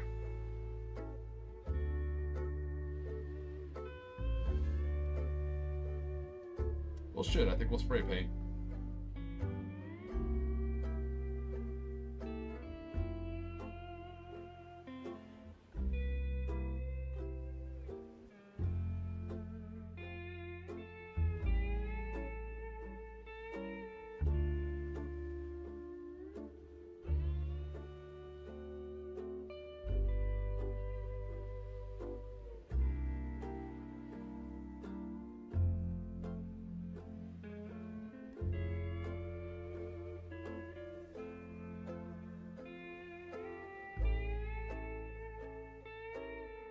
Relatively.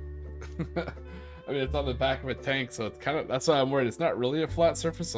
I mean, okay, so parts that are on a flat surface, like they're sloped armor, you know, but the other parts are kind of like raised. So that's why, like, traditional camouflaging vehicles, I've always just rattle canned the damn thing and just, you know, carried with it, you know. So I'm kind of taking the same principles of just rattle can camoing a vehicle and just shrinking it down. Oh shit, that's clever. Oh, I'm glad I asked, Larkin. Thank you. That's a damn clever idea about cutting out the stencil. Well done.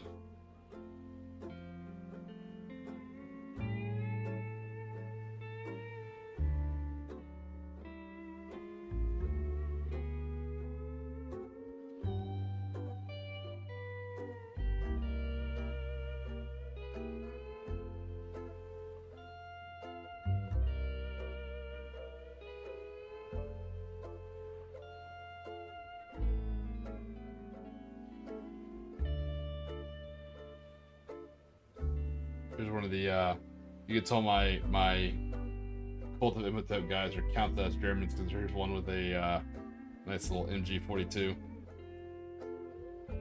It's also got a pistol, you know, you never know. Machine gunner should always carry a sidearm.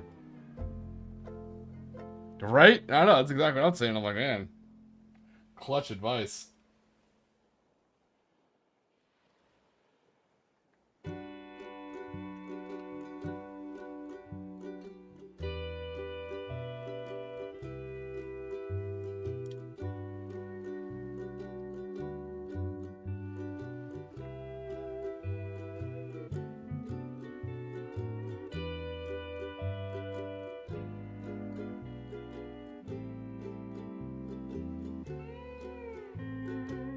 it feels so good to be painting again.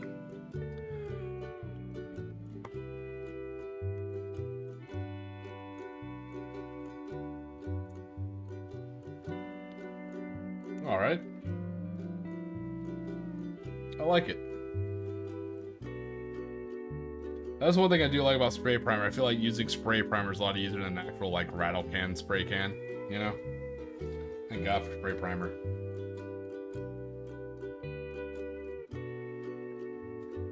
Like, I've always loved Horde armies and the Guard, but I remember having the Guard before I knew about, you know, spray primer, and this was long before speed paints too.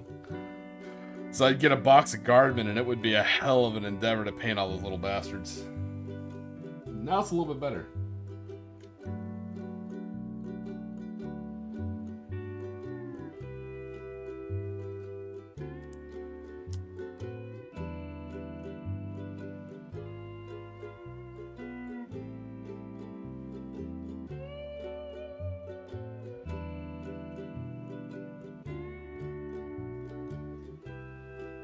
And listening to people like Larkin and what's he call himself now? Old High Fleet of Thanatos and Morning Glory and stuff like that. Picking up small painting advice from you guys. So I logged on to Daka. I looked at like the old posts I used to do of my old Warhammer 40k army, and I'm like, whew, I still have a long way to go, but man, have I come a long way. Still a long way to go, but oof.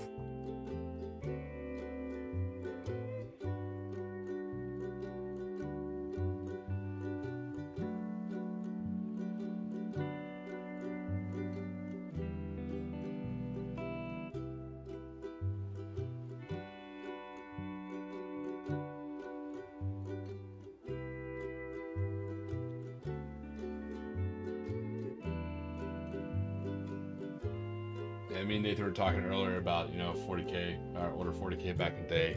When was the last time you guys, maybe a lot, you know, what do I know, right? But when was the last time you guys actually logged on to Daka, right?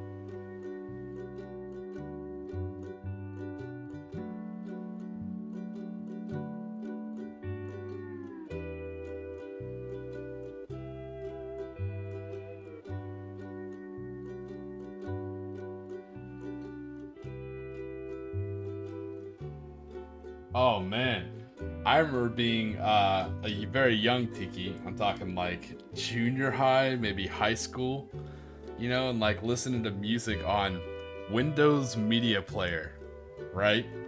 And like cruising through the pictures and like the armies on Daka, reading about events.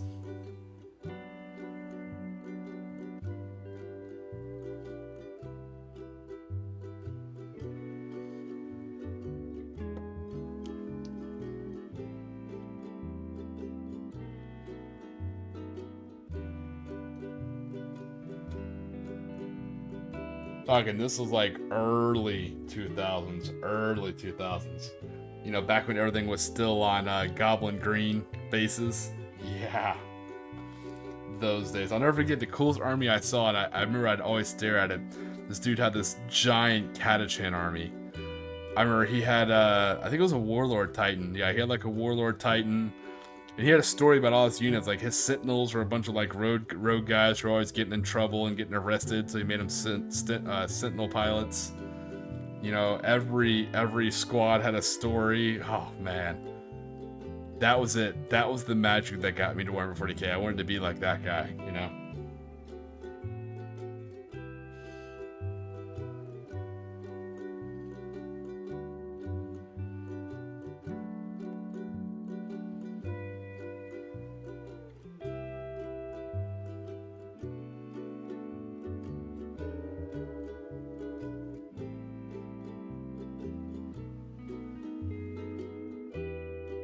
And I definitely don't mean this in a bad way, but Discord's replaced Daka Daka for me. Only because Daka Daka, it could be cool, but some people would come at you kind of hard and fast. But that's typical forums, you know, from the early 2000s. You know, you always get the people who are always on the forums and are always real quick to, you know, correct you or let you know things, stuff like that. But in a Discord, it's kind of cool because there's different communities and you know the people. It's a little bit more chill. So I think, yeah, now that I'm bouncing around in other people's Discords and hanging out, I don't really use Daka Daka that much anymore. It's kind of weird.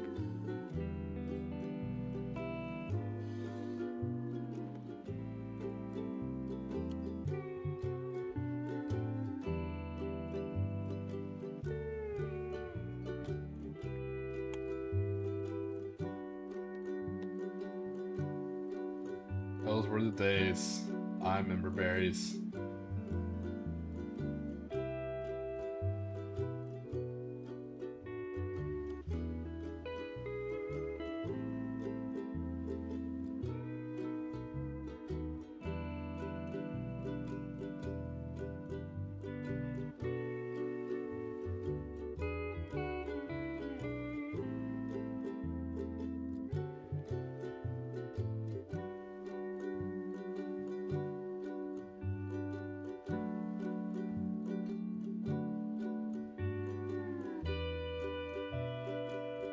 Oh my goodness, you've been a Discord mod. Oh wow, man, the stories I bet you could tell. I mean, I say that shit. I think Lark, I think you're a moderator too. What the hell do I know? You guys are my heroes. I don't know how you guys do that. That's impressive. That is crazy difficult work. I could never do that. I think because half the time, you know, I'm being a sarcastic, instigating asshole. You know, so. But I have mad respect for what you moderator guys do. I know it ain't easy. It's also not easy to be a good moderator, to be like a non-favoritism playing moderator, you know? I think that makes it even more difficult.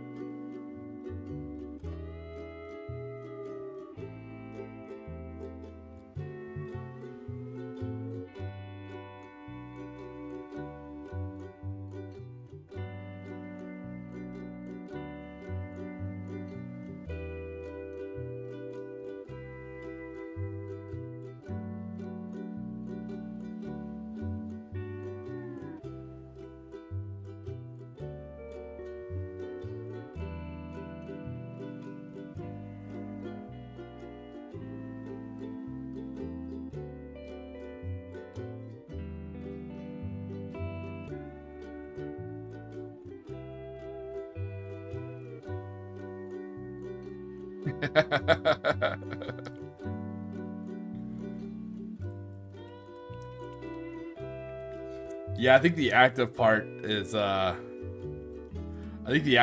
gets me, because, you know, I have like, I guess, I don't know if it's a lame way of saying it. I don't know who said it.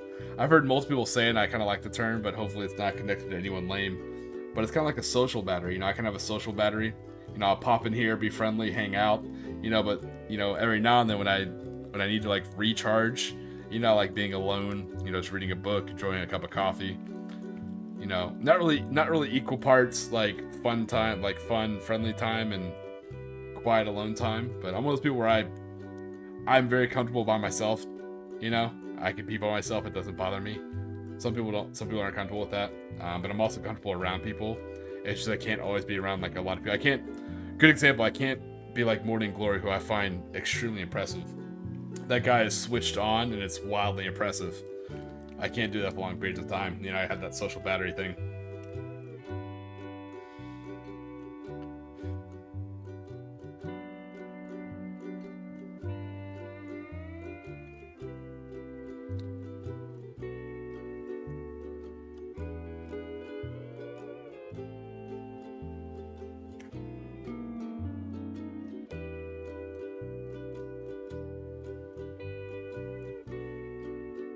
That's why, like, sometimes I'll be like super active in like a Discord group, and then I'll like pop off for like 4 to 8 hours, and I'll come back like, hey, you know, like I'll just randomly kind of pop in and disappear. Same thing in the streams and chats, you know, I hang in for a while, then I'll get busy doing something. You know, like a lot of the streams that I watch, I work during those hours. I work from home, so I work a lot of hours. You know, so I'll like pop in, I'll hang out for a little bit, and if I disappear, I probably got busy at work, you know?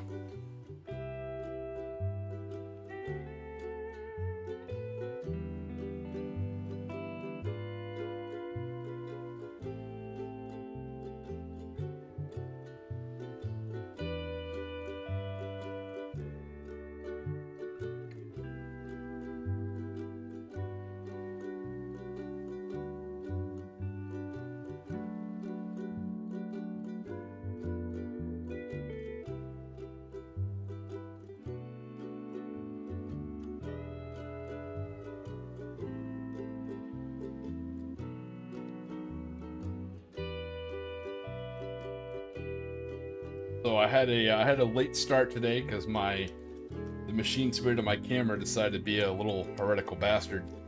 So I had to coax it and beat it into submission. So I'll probably go over the 2-hour mark if that's fine with some other people. You know, feel free to hang around if you guys want to. I'll probably stream for like a little bit past that just to, you know, make up for the time that it was just a, you know, stream starts soon kind of thing with like looping music. Hoping to get at least this this fourth guy all his red stuff done. That's a good question. So hopefully you don't feel betrayed. Technically, I do have a Discord. Shock, gasp, I know. Well, technically, I have two. One is just a recording studio for some of the podcasts and interviews I do. Like I do a Fallout Friday and stuff like that. But as far as my actual Discord, the only one I really have, I use it just for Dungeons and Dragons. And it actually has my brother in it, who's older than me, you know, of age. But it's that compartmentalized thing. I don't know if I'll ever have an actual Discord. I don't know. I don't know if people like Discord. I don't know if people like being like in 50 different Discords. I am in the Quiet Order Gaming, you know, with Mad Larkin. We're all in that Discord together. You know, I hang out a lot in Asmogan's and Morning Glory's Discord. How do I say this? I feel weird. Like I'm always gonna be a one guy show. That way I'm not holding anybody back or anything like that. You know, I don't ever want to have to employ anybody. I want to do it all myself voluntarily. And to police or moderate a Discord is kind of a big ask, you know, even do it myself. And I just worry about things being, I worry about people saying or doing things in the Discord and being attached to me and me not knowing anything about it, you know? Or it's like, hey, did you know this guy, you know, said this to this person or sent this picture? I'm like, I haven't even logged into my own Discord in like 2 months, you know? I'm always worried about stuff like that. With my background, I'm a very security conscious person. Which it clashes with my online persona of a carefree Tiki mask. But long story short, maybe, you know, never say never. Possibly in the future I'll have my own Discord. Tell you what, actually, it's a good question. I think I may or may not set up a Clash of the Caribbean Discord. You know, for the event, I'll probably have a Facebook group for that and a matching Discord. So, that's a good question. Nathan, I think I will set up a Discord. It'll take away my time lurking in other people's Discords. Yes. Do it, Mad Larkin, do it. I've said it. I can tell you right now, I don't know what I'm doing with this streaming thing, and it clearly shows. But it is the best way to slay your gray, because you just sit down for like 2 hours or something like that. It's kind of chit chat, and just paint. It's awesome when you guys show because I have people to talk to. But you just sit here and paint, and it forces you to knock out your models. Because I only do it, you know, 4 hours a week, right? But it's at least 4 hours of painting. It really chips away. That's how I was able to knock out that massive Japanese recruitment, you know? All those models in a week.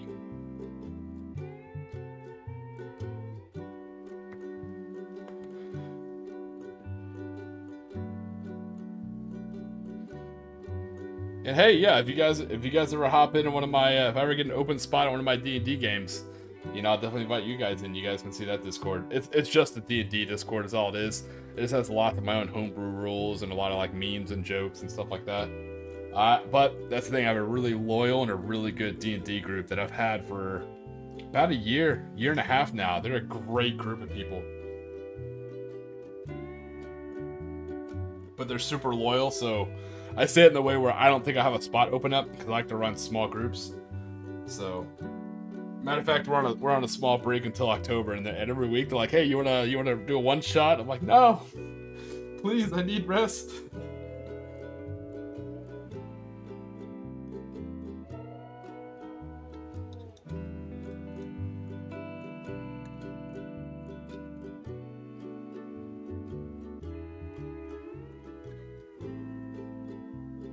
But give us rest. But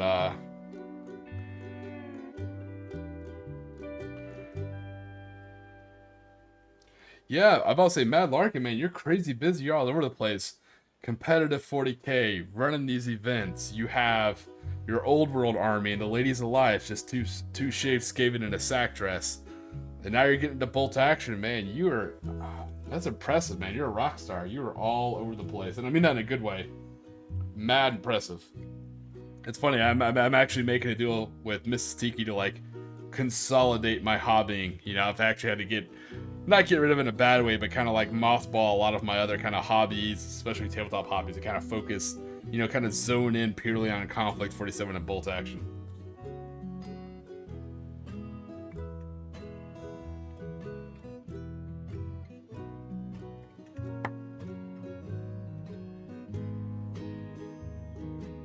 But I do still have my 10 Chaos Space Marines, you know, if I ever, you know, if Kill Team ends up being kind of cool, I can bust those bad guys out.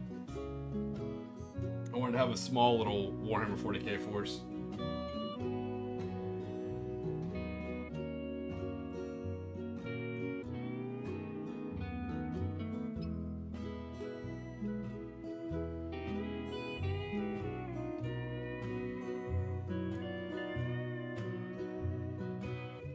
Yeah, I still do a D&D, just because I have a lot of physical books, but, oh man, that's a whole, like, extra, that's like a power hour, you know, talking about D&D. Oh, sweet lord.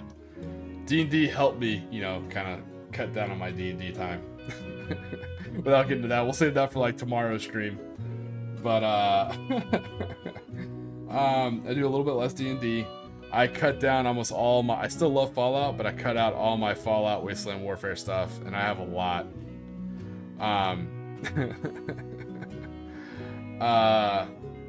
Years and years ago, I sold off my Imperial Guard army, all my Valks, Vendettas, Vulture. I think I had just under 100 infantry. All built, not all painted, because I was just in the process of converting my 7th edition army into an 8th edition army, and for 8th edition I was going full Elysian, you know, so I had to take out my auto cannons and put in sniper teams, and it was fun, but I had to, like, change out a lot of stuff, you know. So I sold all that off. I was building up an army to get into 9th edition, because I heard there was a narrative thing, you know, and I was like, oh, it's a great time, I'll do GSC.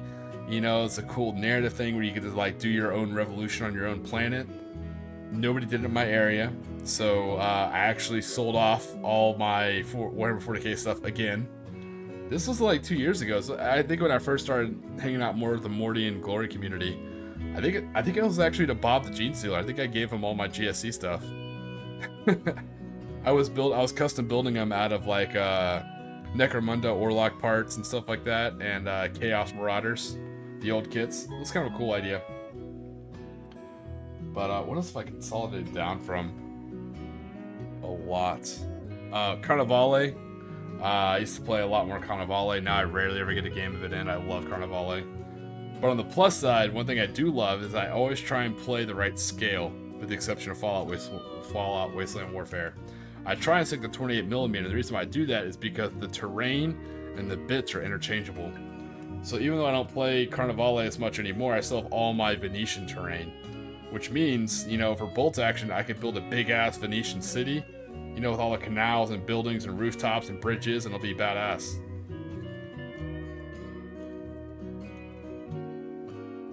Yeah, you too, Nathan. Hey, man, thanks for popping in and hanging out for as long as you did, man. You hung out, like, the whole stream. I super appreciate it. And like I said, when you start doing your stuff, man, if you start streaming all that kind of stuff, I'll be there. I appreciate the support, brother. It's good talking to you. But yeah, I cut down a lot of cut down a lot more of my other war games, but I keep the terrain, I keep the bits because they do come in handy. Like all my Fallout terrain, most of it's all TT combat stuff. You know, that's still 28mm, so I can use that for bolt action. Hey, what's going on, man? Next vid tabletop, buddy. How are your Blue Space Marines doing?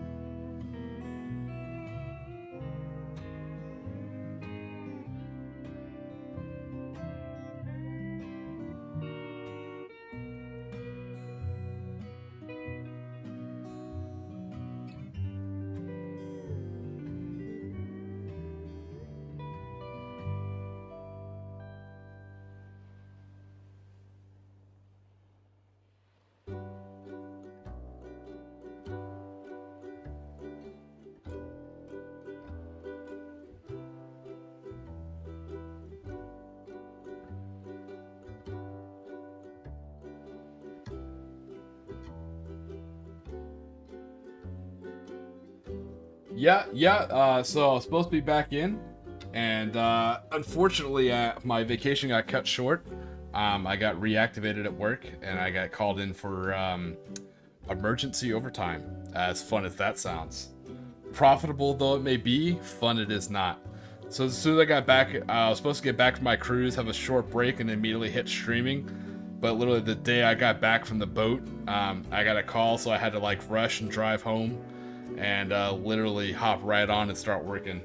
So unfortunately, that was the 31st and the first of this month I was supposed to have off so I could stream, but I immediately had to work. So it's not bad, profitable but not fun. But now I'm back to streaming. We fixed that situation, and I'm back on my usual schedule, so I'm able to get back into streaming.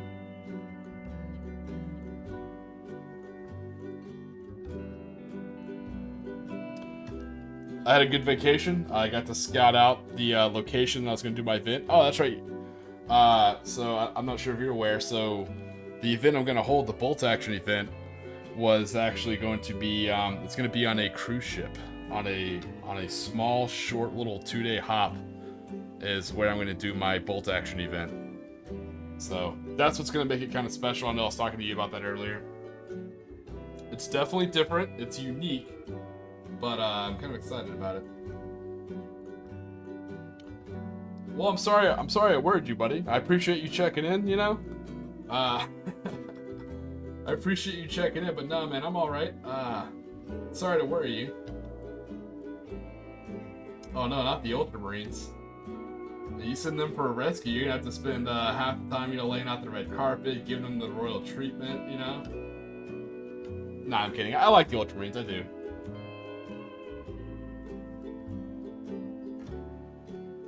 No, I'm still around. Got a good video coming out on Wednesday. Super excited about that.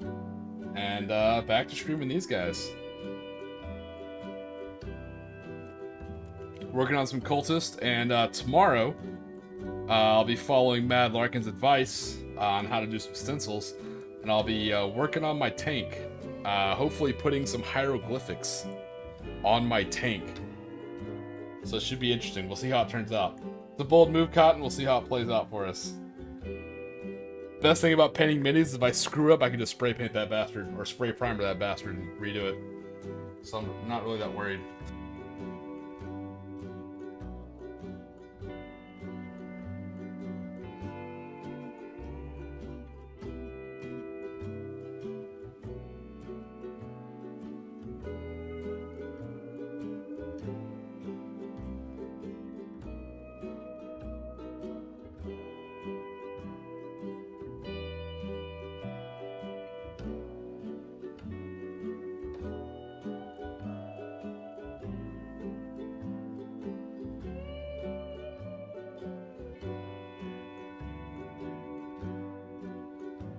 That's a lot of Bane Blades, Mad Larkin. As impressive as it is, a lot of Bane Blades. So, I can tell you what my next Warhammer 40k... Oh, I'd say this.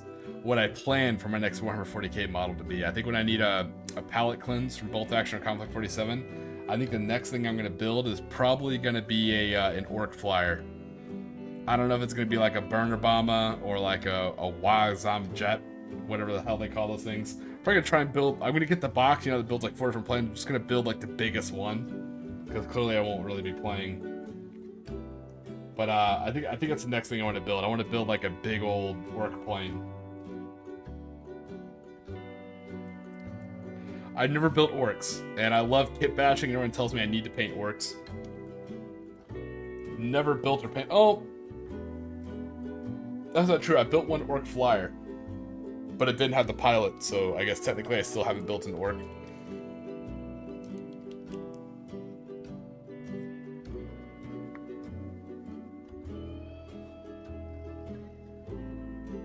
Yeah, I built an Orc Burnabama. Somebody gave me some of the bits for it, and I had to kit bash the others, which I thought was pretty orky.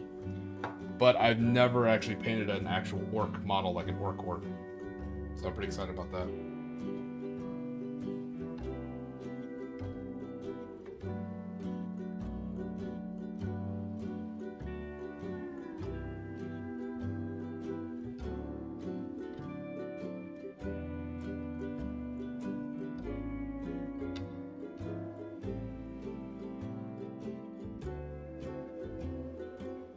Yeah, right. So I think that's definitely gonna be my next Warhammer 40k model. I'm gonna build one. Like I said, I finished my kill team. Like I said, I got my 10 Renegade Space Marines. I wouldn't say Chaos Space Marines. Not really Chaos. They're just Renegade. They just don't want to pay taxes.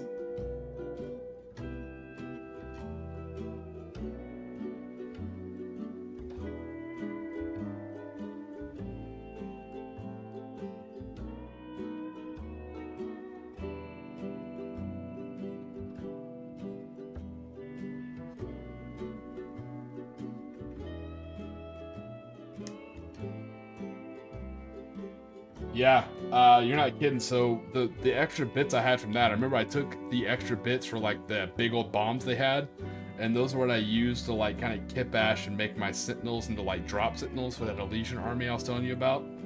Yeah, the Elysian army had I want to say at the time I had 4 Valkyries, 4 Valkyries, 2 Vendettas, and a Vulture, and I had 3 drop Sentinels, 3 sniper teams. And then I think just a bunch of infantry squads and like plasma guys in the infantry squads. And this was for 8th edition, I want to say. This was the good old days of the snap fit models. I know we were talking about that a couple of days ago, Larkin. Snap fit models. That was the key to building up an army like that. That pose for the snap fit guardsman was perfect. And the money I saved getting that, I bought, jetpacks, bits from, I want to say, Anvil or Victoria miniatures. Or no, I think it was Mad Robot minis. And then I bought actual Legion weapon bits from Forge World.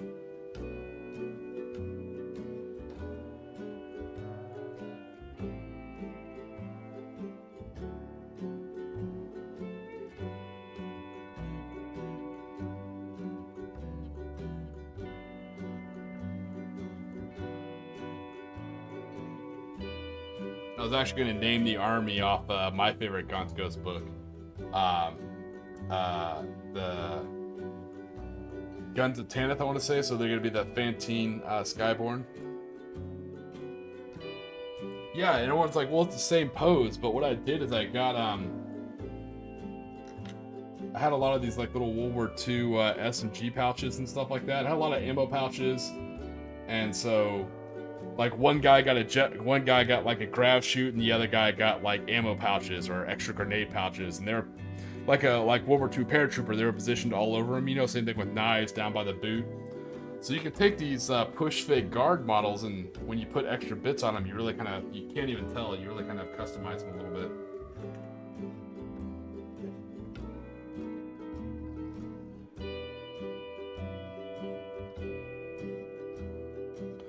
So, next vid, have you played any 40k matches recently? Have you taken your Ultramarines out for a stroll?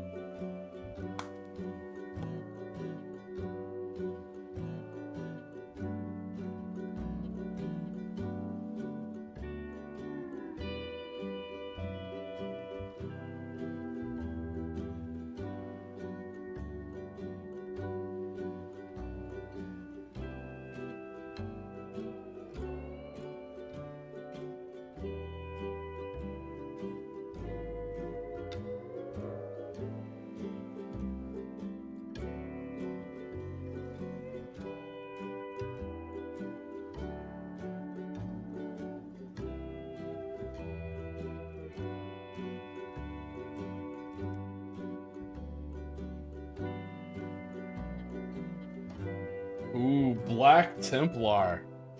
That's kind of a cool matchup.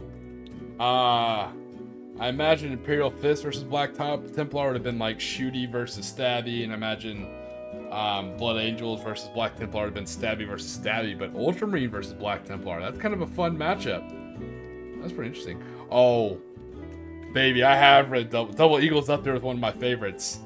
Yeah, that's Fantine 20 core. I think it's like XX. Yeah, it's Fantine 20 core. God, Double Eagles. I'm glad you've read it, man. That's one of the definite under-read books, in my opinion, for the Black Library. Double Eagle's good.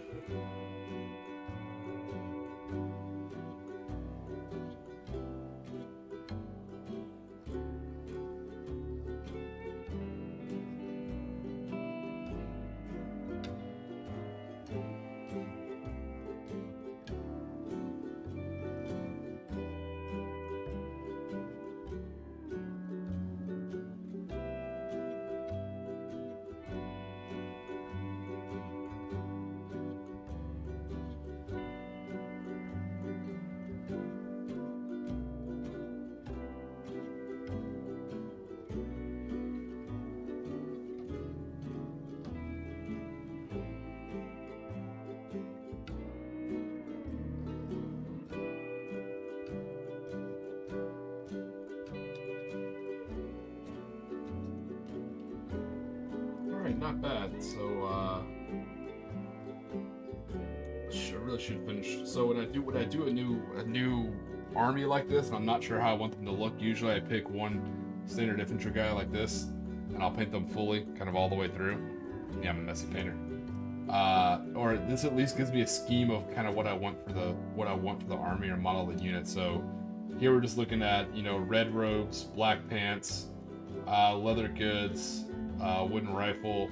I still haven't figured out what I want to do with the shoes yet.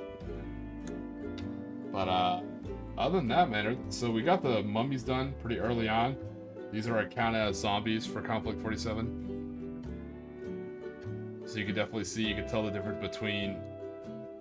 They almost kind of look juicy still. You can tell the difference in the decayed flesh and the wrappings. The eyes are purple, which I thought were really cool.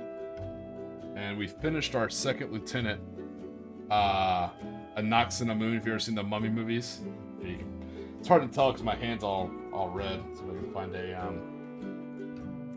something else to hold it against it.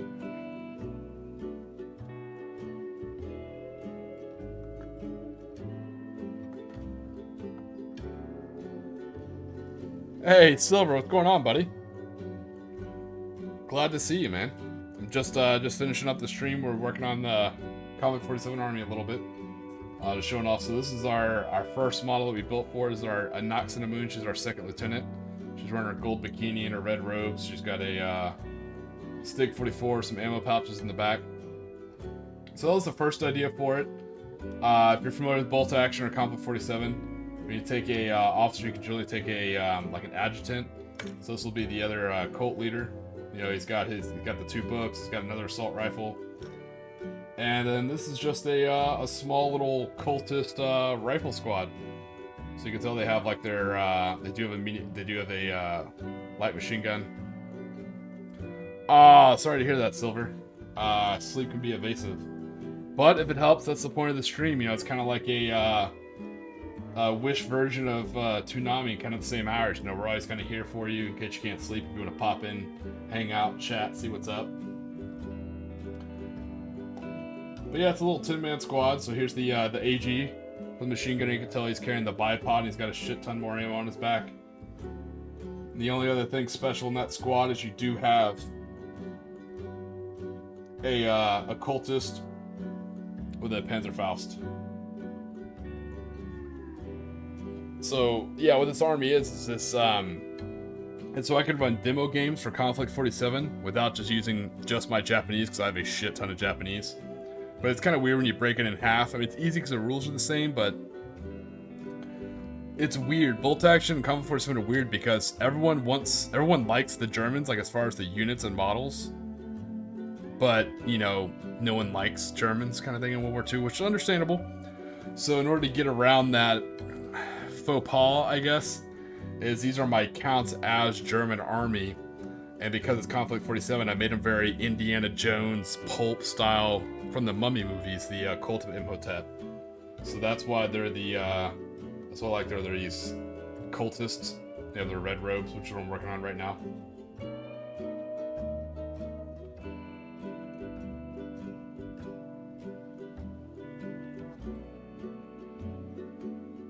But I'm excited because tomorrow I'm working on the tank. We're going to be putting on hieroglyphic stencils onto our Panther X to make it look very cultish and stuff like that. So I'm pretty excited. Yeah, see? Silver, you get it. Yeah, the exact same thing. Yeah, Red Skull is your officer. Yep. That's exactly how it is, buddy. It's exactly what I'm doing with mine. So I'm glad you like that pulp lifestyle. Same way I want to do mine. Same way I did with my my Conflict 47 guys. Hey, Evolution of Game, what's going on, buddy? So like my leader from my Conflict 47 army is an actual like Tiki mask guy, you know? Particularly when you're playing the bad guys, it's kind of a lot easier to kind of make it comical or make it more pulp. You know, that way people can accuse you of leaning too hard into being the bad guys, you know? Oh, that's so cool. I'd love to see pictures. You guys see me pictures sometime, Silver, of the Red Skull and stuff. That's awesome.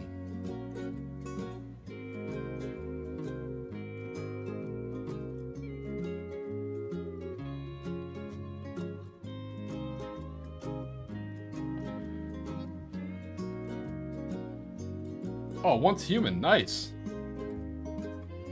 Don't think I ever played that, but I actually heard some good things about that. Well, to be fair, I think I've heard, if I'm thinking of the right game, I think I've heard a lot of things about Once Human. Wasn't Once Human the one that had like a lawsuit going on behind it and they'd like pull all the copies? Am I thinking of the right game? I think I am. I don't know about Sweet Sounds, but honestly, since I've been gone for so long, guys, if it's cool with you, feel free to stay and hang out. I'm probably gonna push to the hour. So, for me anyway, I'm probably gonna push till 5 a.m. Try to get some more painting done. I don't work till a little bit later tomorrow, so I got some time to paint. I definitely burned myself out on painting, getting ready for that bolt action tournament. Oh yeah, here you go, Silver. Here's my, if you saw, so for this army, for my count as zombies, I'm doing mummies.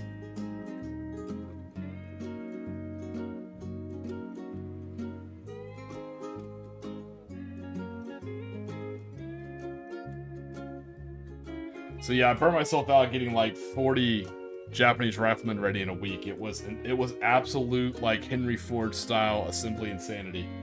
So now I'm kind of slowly getting back into the groove of painting. I started like a day ago building terrain. Terrain is always my safe hobby area. If I'm not sure if I want to paint or not, you know, you got to be in the right mood to paint. I always build terrain because I always need more terrain. I'll be running my own bolt action event here in about a year, so I desperately need more and more terrain that I'm building. Right now I'm building a shit ton of fences using coffee stirrers. If you've never seen how that is, man, I should do like tutorials on that. But yeah, if you never use coffee stirrers, you can get a lot of those in a box, get like wooden coffee stirrers and build fences out of them. Super easy. Okay, yep, I'm definitely thinking of the wrong game. I'm glad you corrected me. I was thinking of something else from like 2011, 2012.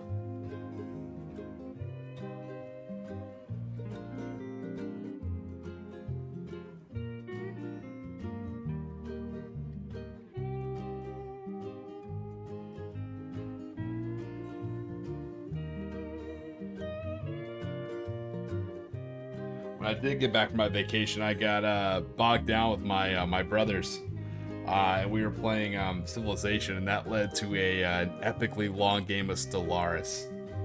If you've never played Stellaris, oh, I highly recommend it if you're a space nerd. A lot of fun. I always make the Belter faction from The Expanse and annoy the shit out of my the people I play with talking like a Belter.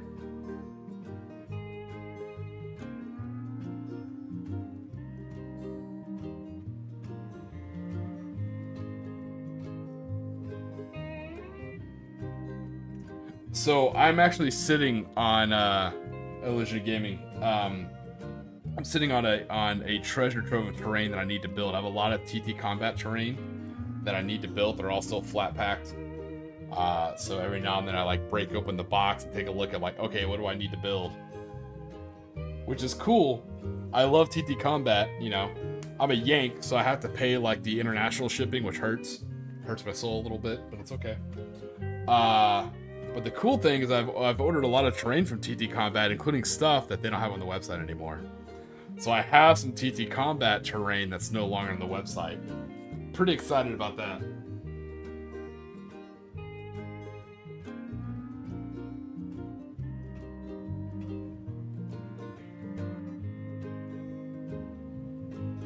Speaking of which, Mad Larkin, if you're still in the chat, buddy, if you need a prize for one of your events, let me know. I think I have something for you if you want to give it away. It's not shrink wrapped. Obviously, I've opened the box, but I've taken no pieces out of it. But I do still have a the frag drill. You know that big old massive piece of terrain for the GSC, that like 4-story tall seismic frag drill or whatever? I have that. So if you're interested, Larkin, let me know, man. I'll send that to you, and you can give that out as a prize if you're interested.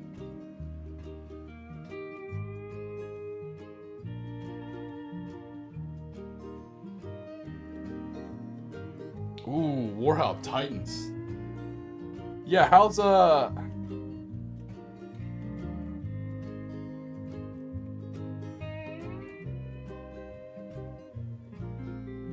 how's the Titan turning out? I said that's one of the other things. So I said my next Warhammer 40k model is definitely going to be an Orc plane.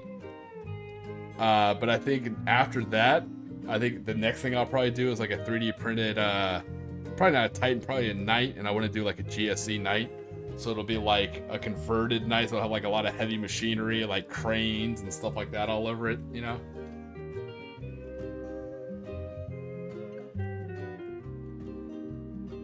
So you two,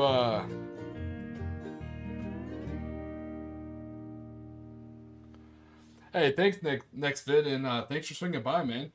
Now that I'm back on a consistent time schedule myself, I'll pop by in your chats and see what's going on with you. I can't wait to see your army. And I'm gonna look at that video. I'm excited to see. Don't tell me, you know, no spoilers, but I'm excited to see your bat rep on your ultras versus the Black Templars. I'll probably watch that when I wake up. Take care, buddy.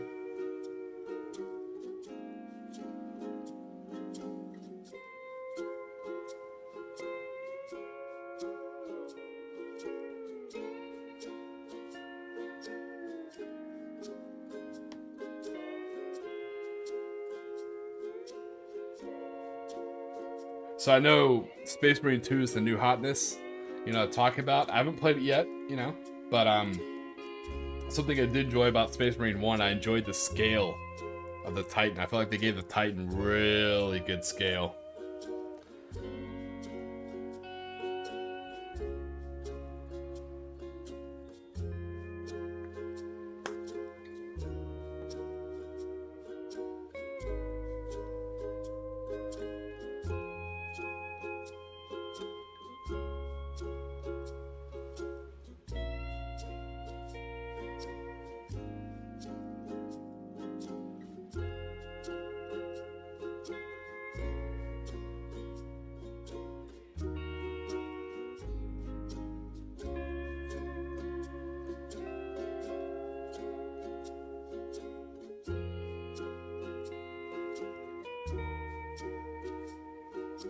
Yeah, I think it started about 5 years ago.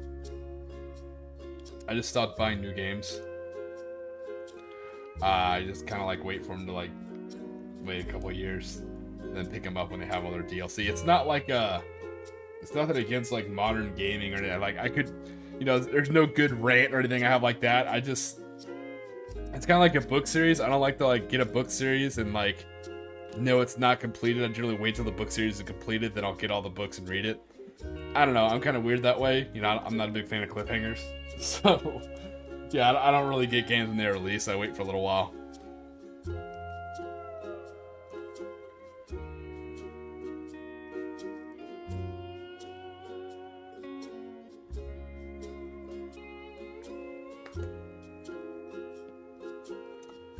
That, between my job and, you know, working on models, you know, something's got to give, so I lose out a lot of my video gaming time. Which, you know, not a big loss. As long as I'm doing something to relax, I'm okay. So either doing models or playing video games. I don't have to do both, I don't think.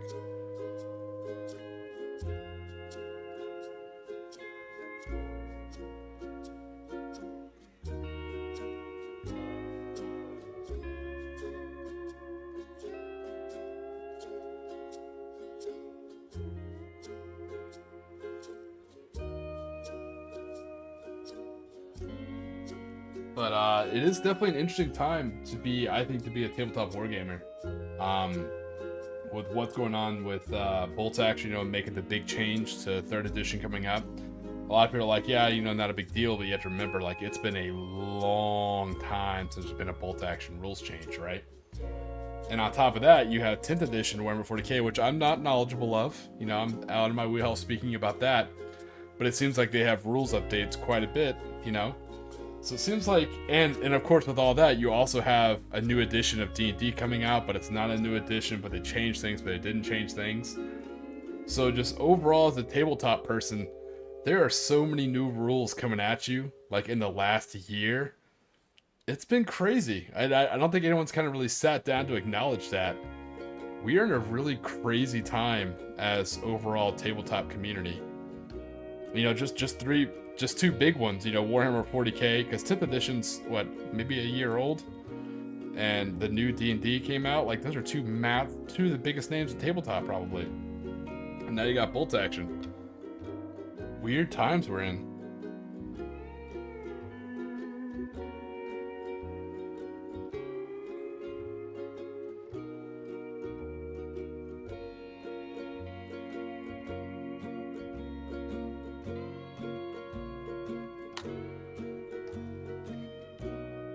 X-Wing got the discontinued official support for X-Wing. I mean, we are in some crazy tabletop times, my friends. How's everybody dealing with that? Anyone okay? Anyone lose a hobby they enjoy? Anyone recently moved to a new hobby? Mad Larkin, Love Me to Death, you don't count. You do every tabletop hobby, so.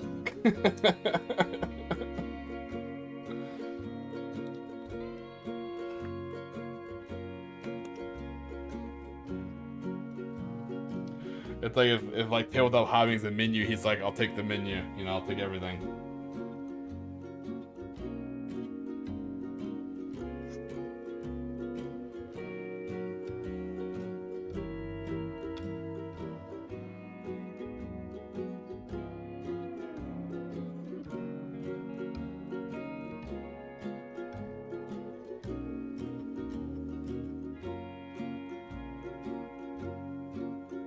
And absolutely, that sounds like shade. It's not. It's absolute sheer awe and impressiveness and marveling at your ability, Larkin. Highly impressive, my friend. Highly impressive.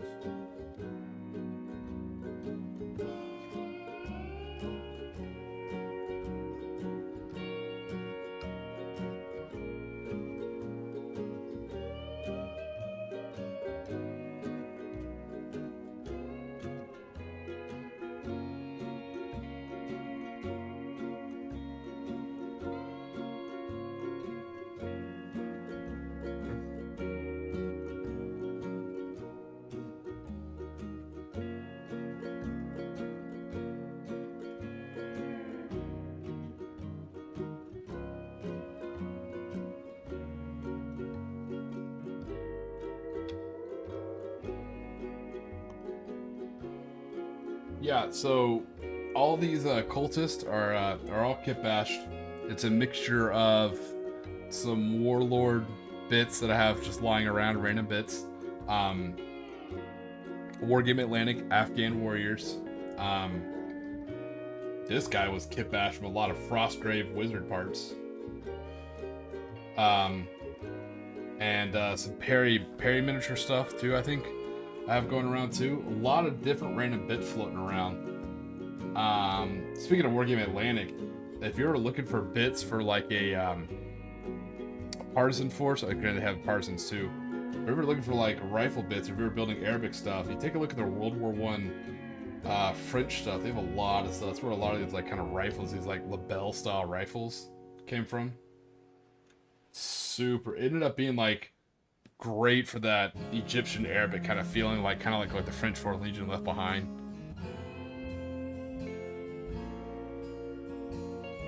Dude, I believe it. 3D printing has been a game changer. I don't really do it myself.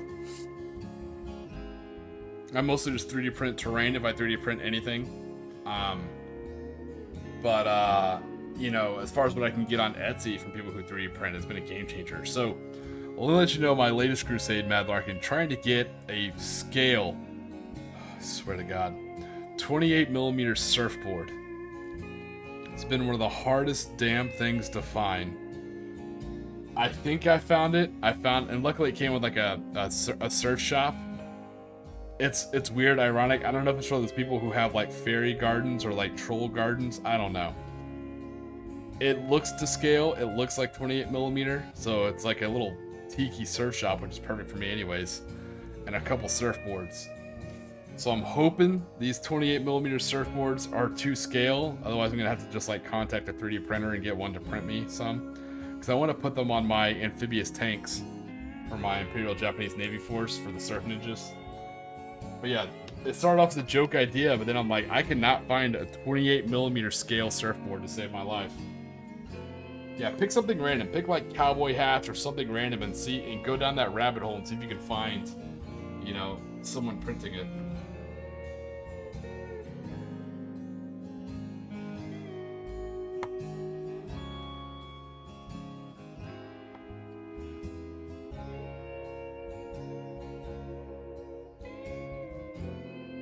Mad Larkin, I know you think you're speaking English, but you're speaking Tech Priest.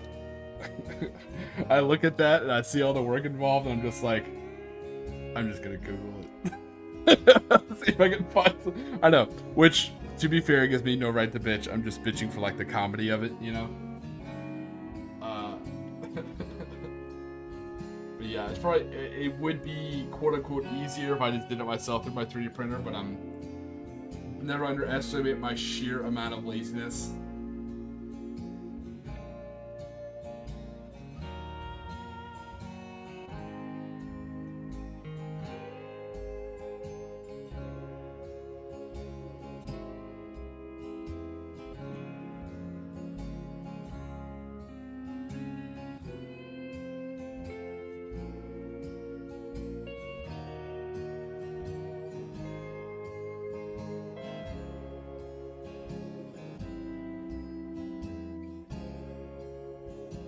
Speaking of my sheer laziness, 3 cheers for speed paint.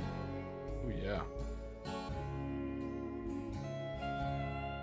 Same thing. If you look closely at that that MG42, not really to scale. It's a little bigger than it should be, but I'm okay with it.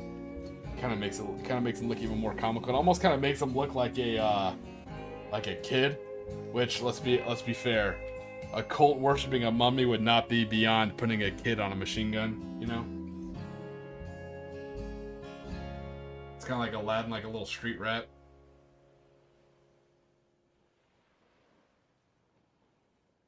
I mean, but then again, when you look at the model, I did pick a head with a beard on it, so I don't know many street rat kids with a beard.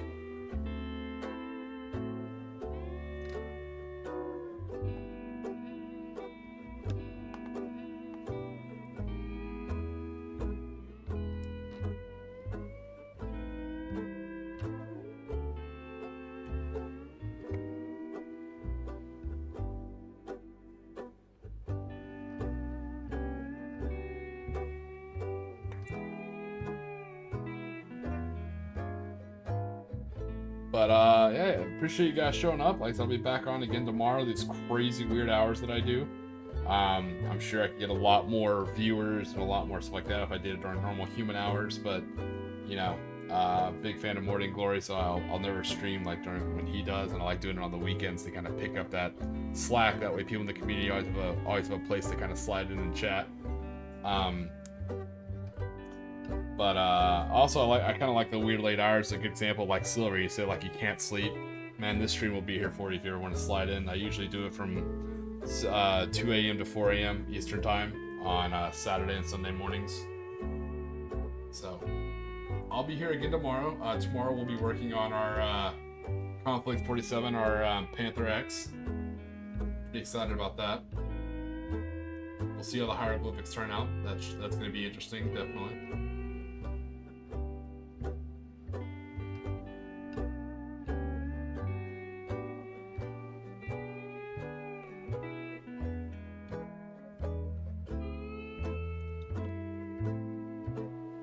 Ooh, sliding into my DMs, I see. Okay.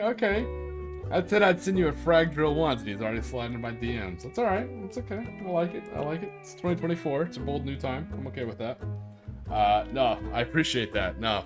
Yeah, the quest for a surfboard, right? I should do a whole documentary series on that.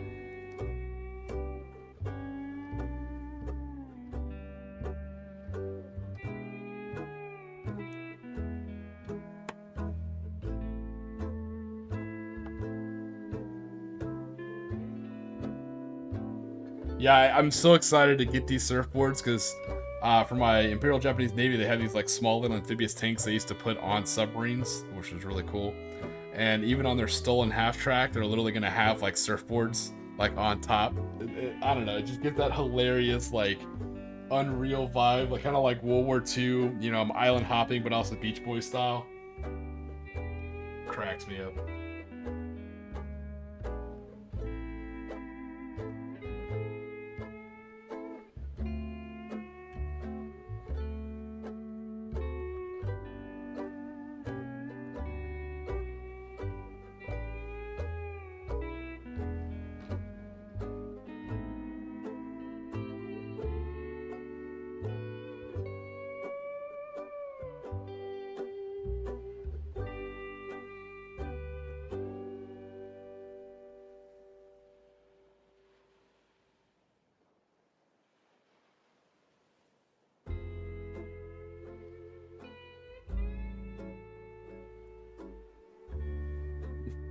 I should make a sign that says like GIs don't surf or something like that. Oh shit, that's hilarious.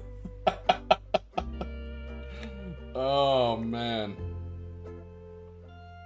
So that's always my advice. So, you know, if anyone ever watches Midwinter's video and they're like, oh, I don't want to play as the baddies, don't make me play as the baddies. My advice is just have fun. Without being weird, like, have fun with it, you know, put a little sarcasm into it, you know, make a joke out of it, and I think it goes off a little bit better.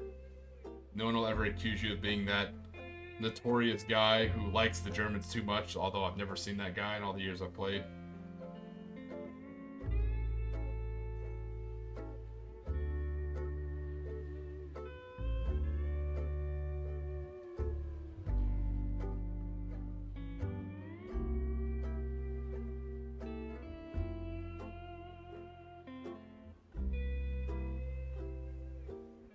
I think that's the other thing with bolt action. I think some people just forget, you know, that bolt action isn't made to be historically accurate. Like it's got that Hollywood flavor to it, you know. And so I think that's the thing that really helps. People need to remind it's okay to mix a little humor into it. It doesn't have to be super serious all the time. Like, I lost to a really good bolt action guy. It turns out he's kind of a big deal. You know, he got access to the rules early because he's part of one of those special like programs with Warlord Games. Super nice guy. Does a lot of work for charity. Nice guy. Very competitive player. Very good competitive player. You know, but even he was playing as a French, so his pin markers were little slices of cheese. It's like that little bit of humor just really kind of helps take the edge off, you know.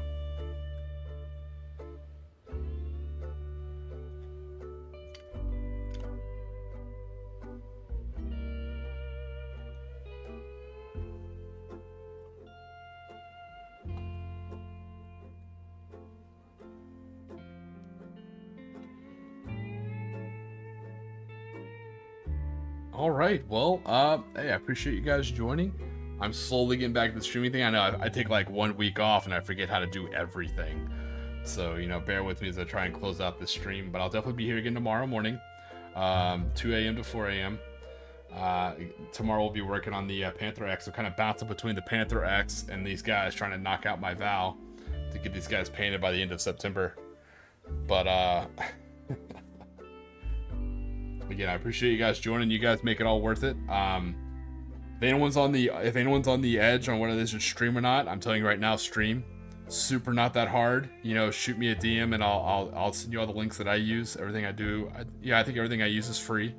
It makes it a lot easier and it really helps you kind of slay your gray and get your models painted. I recommend everyone to stream. And let me know when you do, because I'll jump in your chat too.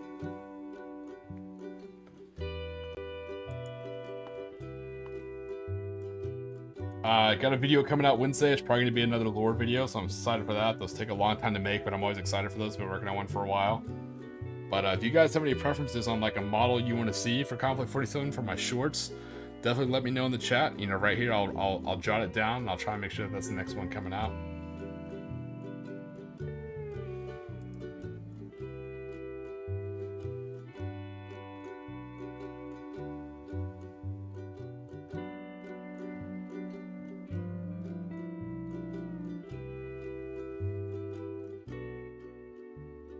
But yeah, that's gonna be it for me today. Like I said, I look forward to seeing you guys tomorrow. We'll be working on the Panther X and doing our stencils, put some hieroglyphics on it. Super excited to see that. But for those of you who are having trouble sleeping, man, I hope you're able to roll over and hit the rack and get some sleep. For those of you at work, I hope you have a good day at work, because you definitely deserve it. Biggest thing is don't forget to stay safe, stay hydrated, and don't forget to relax today, because you're on Tiki time.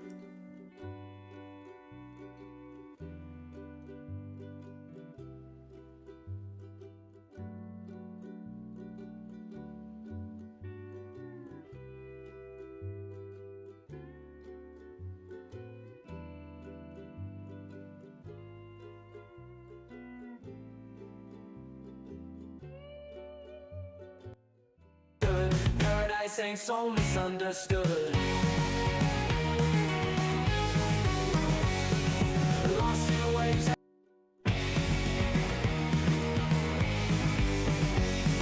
Shipwrecked soldiers on wooden sand, type today, rifles in hand. Hula gals with sunburned smiles, no war drums, just beach for miles. Ghost park by Tiki lights, shadows dance in tropic nights. Sand beneath where boots once stood, paradise sang so misunderstood. Lost in waves and hula tunes, tiki drinks and months of moons. Forgot the fight in distant lands, just surf and play with tired hands. Bunkers built from palm and hope, coconuts and crude soap. Imperial dreams fade in sun, warriors turn beach bums. Shrines to ocean gods we raise, praying for forgotten days. Sake in the campfire glow, life's a surfboard ebb and flow.